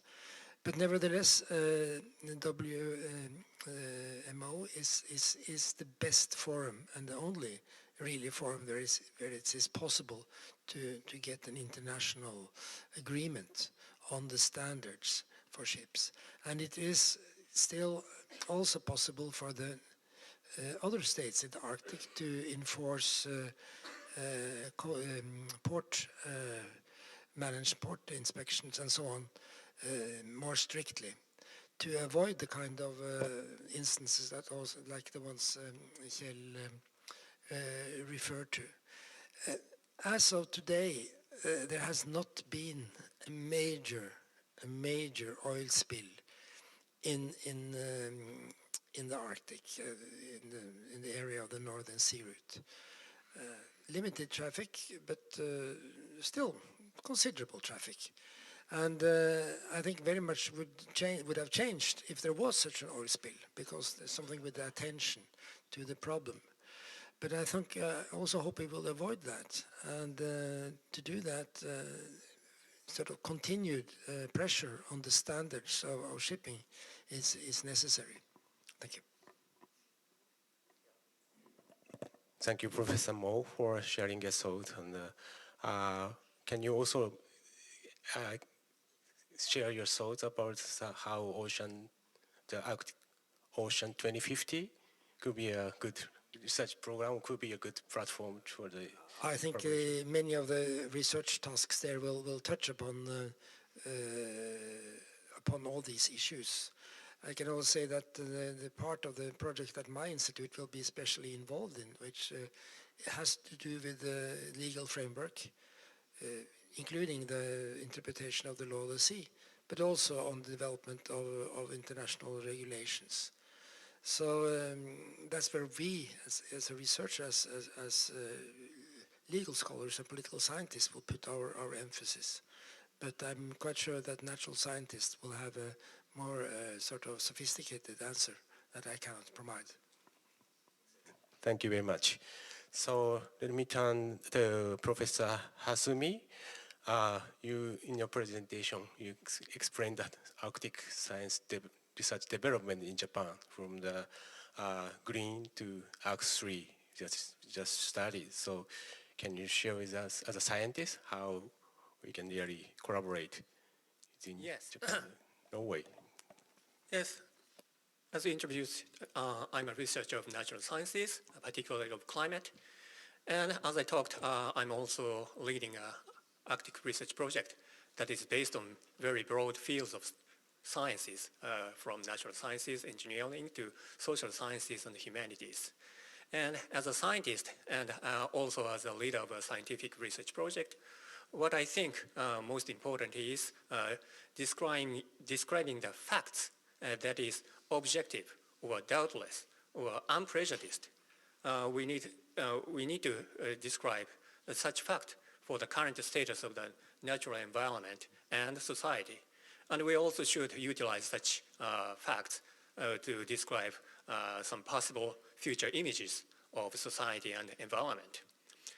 And I think for that purpose, because the problem is very big and global, so international collaboration is essential, of course. And to establish such international collaboration, I think it is very important to have common goals, sharing common goals. And maybe from today's talks, you may be aware that the Norway's the Arctic Ocean 2050 project and our Arc3 project have many things in common, I think. And so I imagine or hope that the scientific collaboration between Norway and Japan related to the Arctic environment and sustainability could become a core of a more broader international collaboration for the Arctic research, I think. Yep. Thank you very much, Professor Hasumi. And yeah, there are a lot of common objectives among Arctic Ocean 2050 and Arctic 3, and it could be a good platform. Japan and Norway can collaborate in the near future. Thank you very much. And also, yeah, now currently International Symposium on Arctic, 8th International Symposium on Arctic Research is just held in Hachioji, Tokyo. And yeah, we are also discussing this kind of scientific and collaboration. And yeah, we also hosted yesterday the special event on the importance of empowerment of local community, indigenous communities in this kind of research and also policy making process. So yeah, if you have any relevance of the Arctic 3 to this kind of issue, can you share with us? Yes, as you introduced, we are currently have ISO 8 International Symposium for Arctic Research, and this is the 9th symposium, biennial symposium. So that started even before the large Arctic project started in Japan. And the size of that international symposium evolved year by year, and now involving many, not only science researchers, but also the people around the scientific communities, such as industry or government people. So that kind of evolution may be also in common with Norway or other countries. So maybe we should also share that kind of evolution of scientific or Arctic research. So that may become a good core for our future collaboration, I think. Yeah, great, thank you very much. So let me now turn to Otsuka Sensei, a senior fellow of Sasakawa Peace Foundation. So in your presentation, you propose some areas of collaboration, and also you mentioned about the possibility of shipping, natural resource, oil and gas, and renewable energy. So can you also share with us your insights or thoughts about areas we can collaborate? Yeah, further. Sorry, yeah, thank you. So to start with, I'd like to focus in the maritime issues. And I'd like to start my comment by two historic international activities. One is DAM 1990s by Japan Ocean Foundation, INSROP. And after 10 years, the Arctic Council PAME working group conducted the AMSA, Arctic Marine Shipping Assessment 2009 was reported. And these two historic projects gives us the comprehensive view of the Arctic shipping issues, covering not only natural science issues, but the engineering, commercial, and social science as well. And the situation is fairly different from those years. Not only the Arctic natural environment, but also the geopolitical situation as well, and also the maritime market as well. So it is a good time to review and restart such kind of integrated wide range of the integration of the wide range of Arctic research activities regarding maritime sectors, because in maritime sectors it covers many large fields of issues. So the only maritime sectors integration of the maritime sectors knowledge is not so easy. However, the 1990s and 2000, the people are done and successfully done. So maybe we had better try another new maritime comprehensive assessment for future Arctic issues in the maritime sector.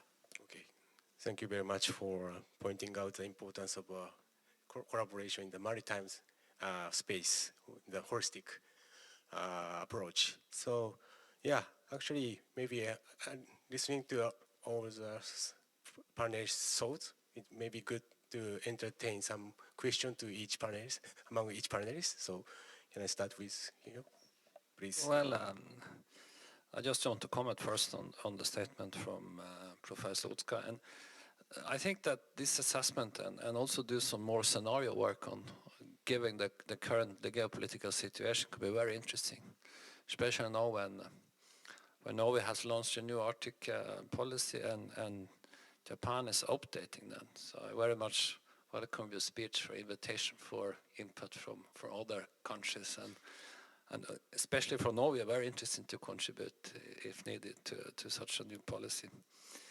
So is it a way we can build out the Ocean 2050? I asked Professor Mo to include more members. I'm not speaking for myself because I'm not a member of the club. But could we take on more international engagement to make this better? And that's another question. And the other question to the panelists is about this Chinese interest now for this sea route. You mentioned that maybe it's only one. Is there a way of avoiding the sanction? What's the Chinese interest in that? Are we going to see 10, 20, 40, 50 ships the next 2-3 years? That's another question for the panelists. So thank you. I stop there. Thank you. Maybe Professor Mo? Yes, I mean, I think when it comes to this research program, it is open for collaboration nationally and internationally, obviously.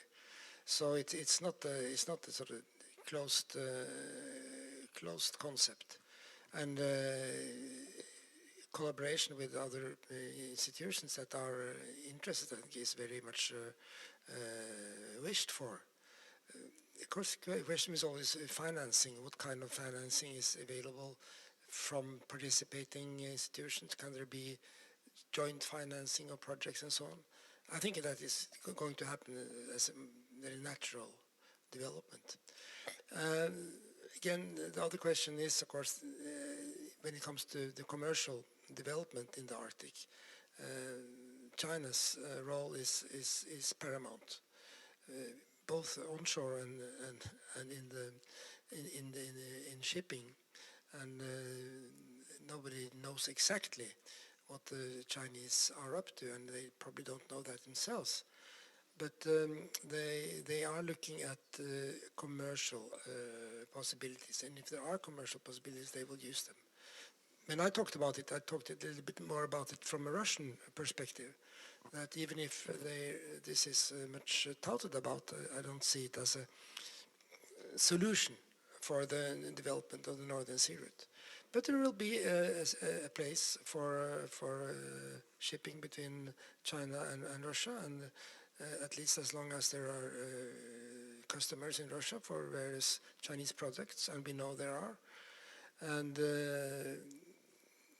using the sea route is probably efficient for at least some of the goods.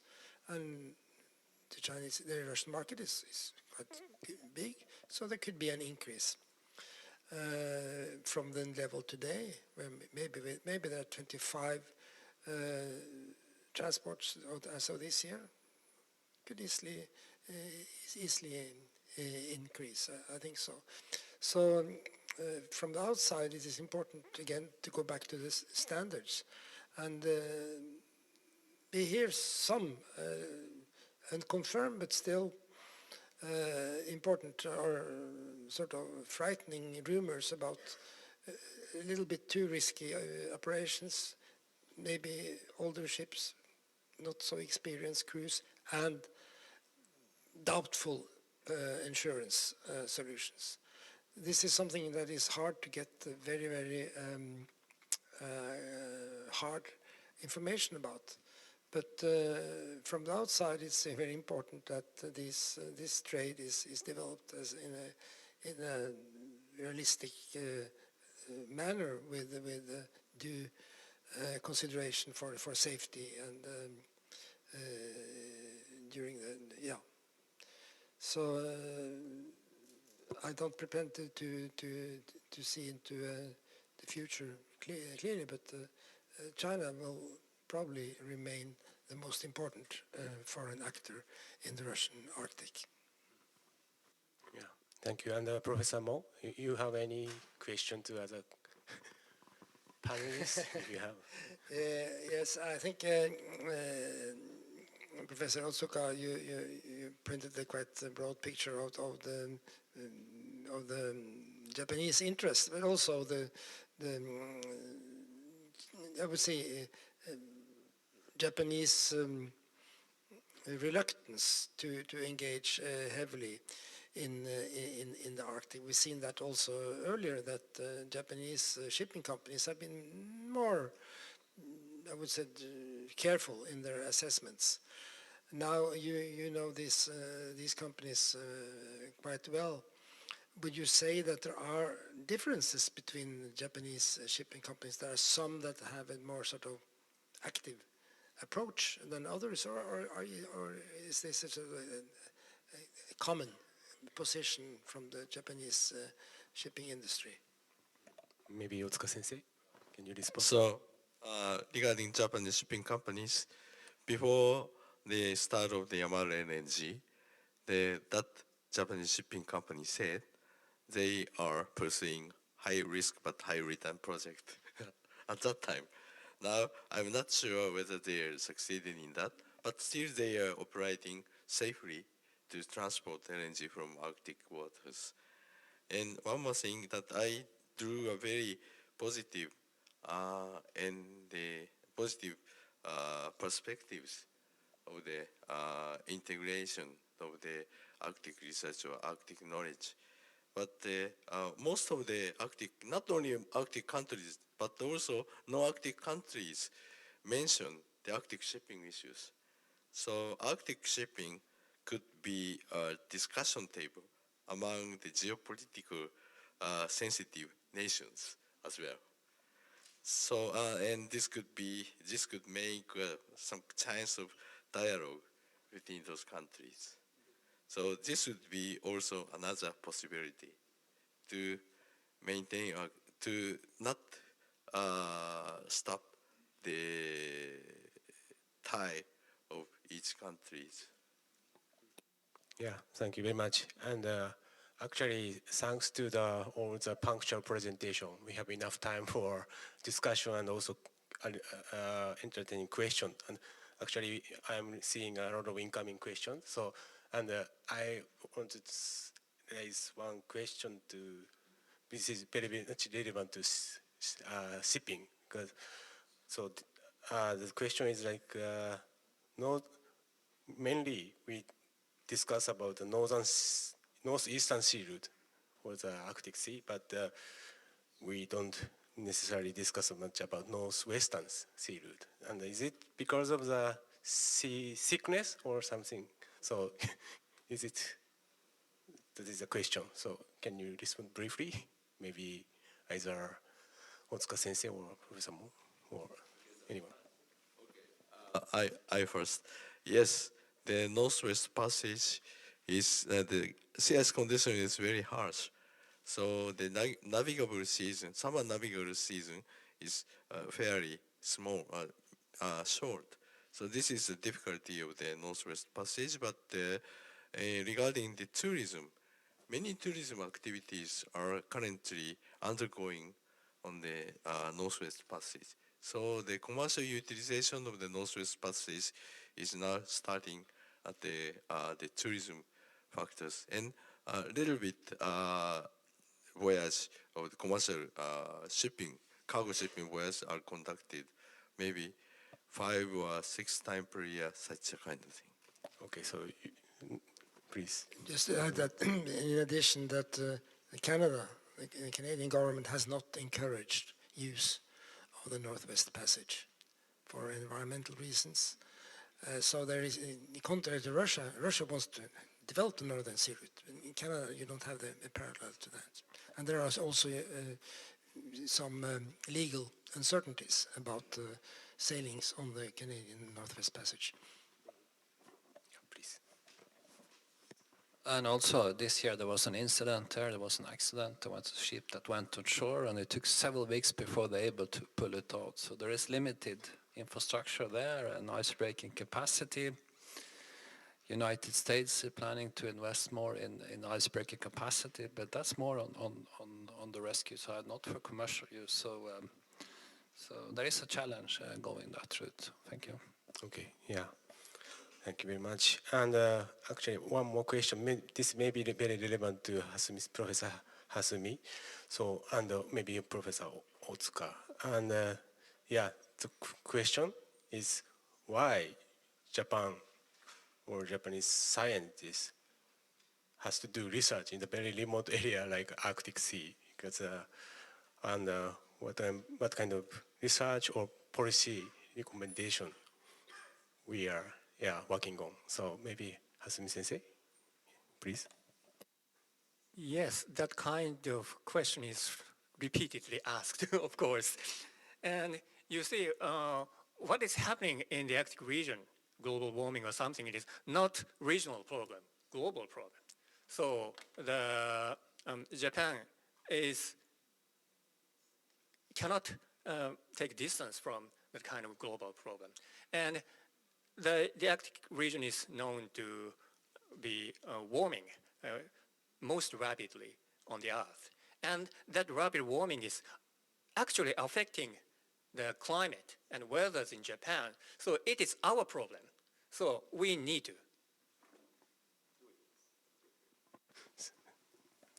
I completely agree with Hasumi Sensei, and I would like to add one examples. So I am a director of Sea Ice Museum, Okhotsuku Sea Ice Museum of Hokkaido, facing the Okhotsuku Sea in the northernmost island, Hokkaido.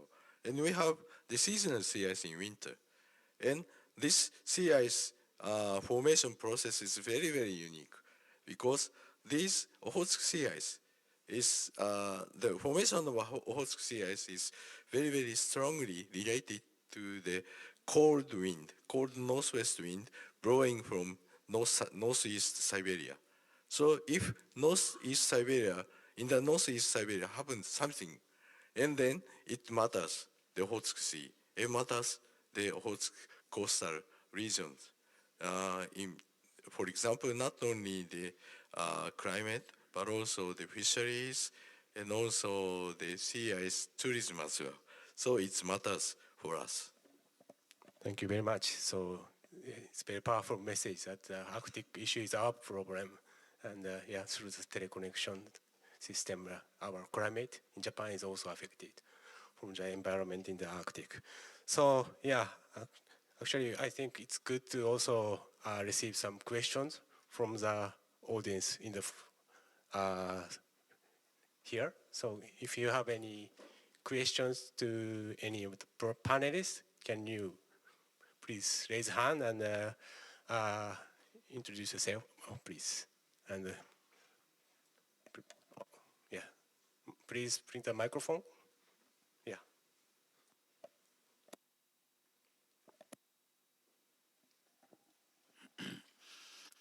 Yes, thank you all for a very interesting afternoon. My name is Rasmus Bertelsen from the Arctic University of Norway in Tromsø. My question is probably particularly to Professor Mo. I'm thinking about the Sino-Russian collaboration on the Northern Sea route. And I think China has made it clear that China will not allow Russia to lose the war in Ukraine, which obviously would be far too risky to China. So China will have to find a way to keep Russia afloat. And can subsidizing the Northern Sea route, could that be a way for China to keep Russia afloat? Thank you. Please. Well, I think the overall relationship between Russia and China is a big question. Even if there are many common interests, there are also limitations. Obviously, China does not want Russia to break down, but I think it is too strong statement to say that they will not allow Russia to lose the war. But now, I think if you look at the relations between China and Russia over some years at least, there is little indication that China is investing in projects they don't believe in commercially. And the investments China has made in Russia until this day have been quite successful. They have a major stake in the Yamal LNG project, which was a perfectly good investment from a commercial point of view. It also gave strategic advantages. China's companies have rejected invitations to invest in the big oil projects in the Arctic, for instance. And until this day, I don't see them having invested in infrastructure in the Russian Arctic to any extent. So they will demand the conditions for investments in Russia that gives them a reasonable return on the investment. What that will be in practice is hard to say, but directly thinking about a Chinese company, China subsidizing Russia is very hard for me to imagine. Now, there are some Russian researchers that claim that China is subsidizing their own exporters. So you could say that would be an indirect way of subsidizing Russia. But to what extent it is very, very unclear. And definitely China is not going to take upon the big responsibility for financing Russian infrastructure if they can't control it themselves. And that is not the issue, at least not until now. Thank you. I think it answered your question. So next is question from you, please. Thank you. My name is Samuel Walter. I'm a first-year PhD student at the University of Maine in the United States. Before that, I served 10 years in the United States Navy. And my question is, we heard in a couple cases in the presentation that it seems Russia is acting out of a sort of strain or desperation. And one can imagine the war being for strategic reasons, for the metals. And we have a saying in America where if you back a dog into a corner, it will bite, it will strike. And so I'm wondering, is there anything that Western countries and allies can do to create an environment that is that would allow some sort of peaceful coexistence and reduce the need for conflict and for the trade routes to be so desperately made? Thank you. Yeah, and thank you for your presentations. Okay, so who would like to respond to this question, please?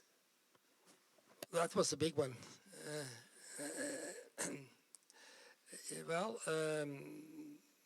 and it is, of course, way beyond the theme of this symposium here. But I think if you look some years ahead, I mean, there must be ways that Russia can live, and what the conditions would be is very much up to Russia to decide, because it is at least it is Russia that has created the problem by waging this totally unnecessary war, and how that can end in a way that is sort of acceptable for Ukraine and the West, at the same time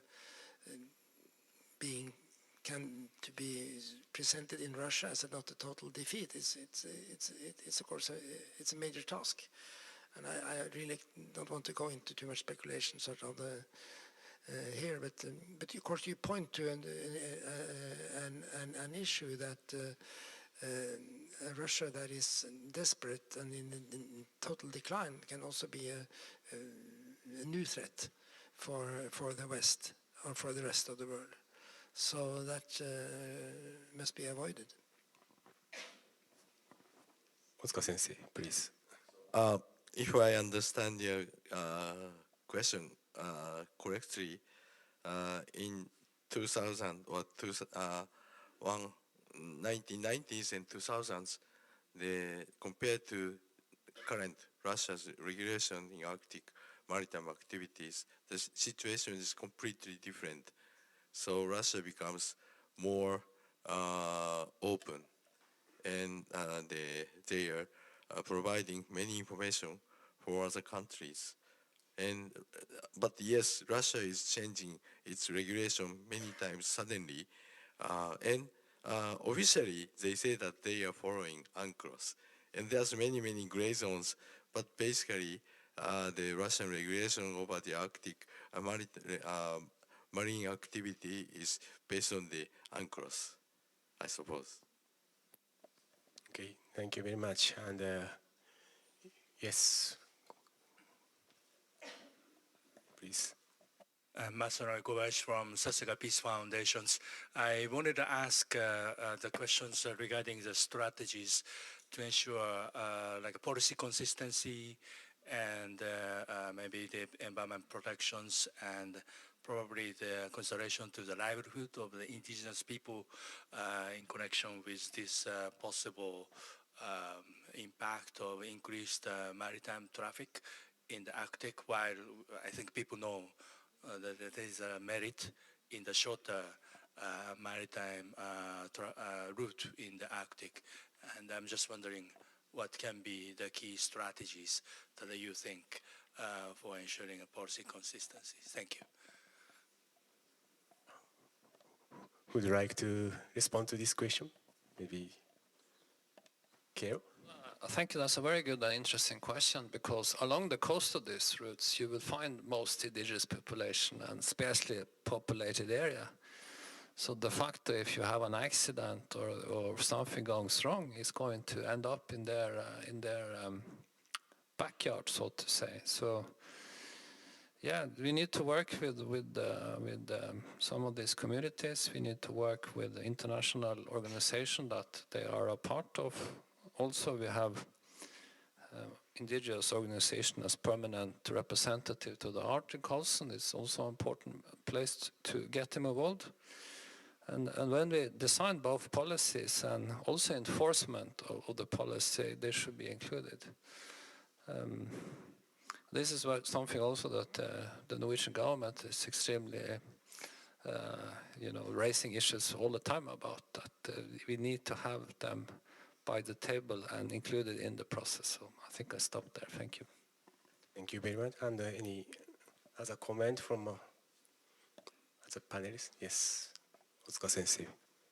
So, as Kale mentioned, the Arctic Council, the working group, are several working groups that tackle with the effect for the indigenous community caused by the shipping activities, ship activities. And for example, the underwater noise issues are also one of the large issues, and many experts are dealing with it together with indigenous communities. So this is the outcomes is not the regulation, the public regulations, but also the most of the shipping sectors are aware of those activities. So the shipping sectors are basically, of course, considering the indigenous communities as well. Thank you. Yes. I can also add that I've been engaged in some of this workshop with some of these communities along the coast, and there is two thoughts here. One is that this could be like a threat and environmental concerns, But also there is an interest for utilizing these new possibilities. Because suddenly the ice is gone, there is an opening of the sea routes that also gives opportunities. So it's like two sides to that. So thank you. Yeah, thank you very much. And I think we are still receiving a lot of questions, but due to the time limitation, we have to conclude this panel discussion here. But I will share the questions to all the panelists later, so that hopefully it will be answered. So yeah, thank you very much for all the panelists to share with us your insights, and please give a big round of applause to the panelists. Thank you very much. And here I return the microphone back to MC Mori-san. ご登壇いただきました皆様。Dear panelists and speakers, thank you very much. This concludes the 200th Ocean Forum. Once again, we'd like to extend a big round of applause to all the panelists on the stage. Thank you very much indeed. In addition to today's Ocean Forum, you can enjoy various contents on our official YouTube channel. Please register your name and also give your high the evaluation. Thank you very much indeed.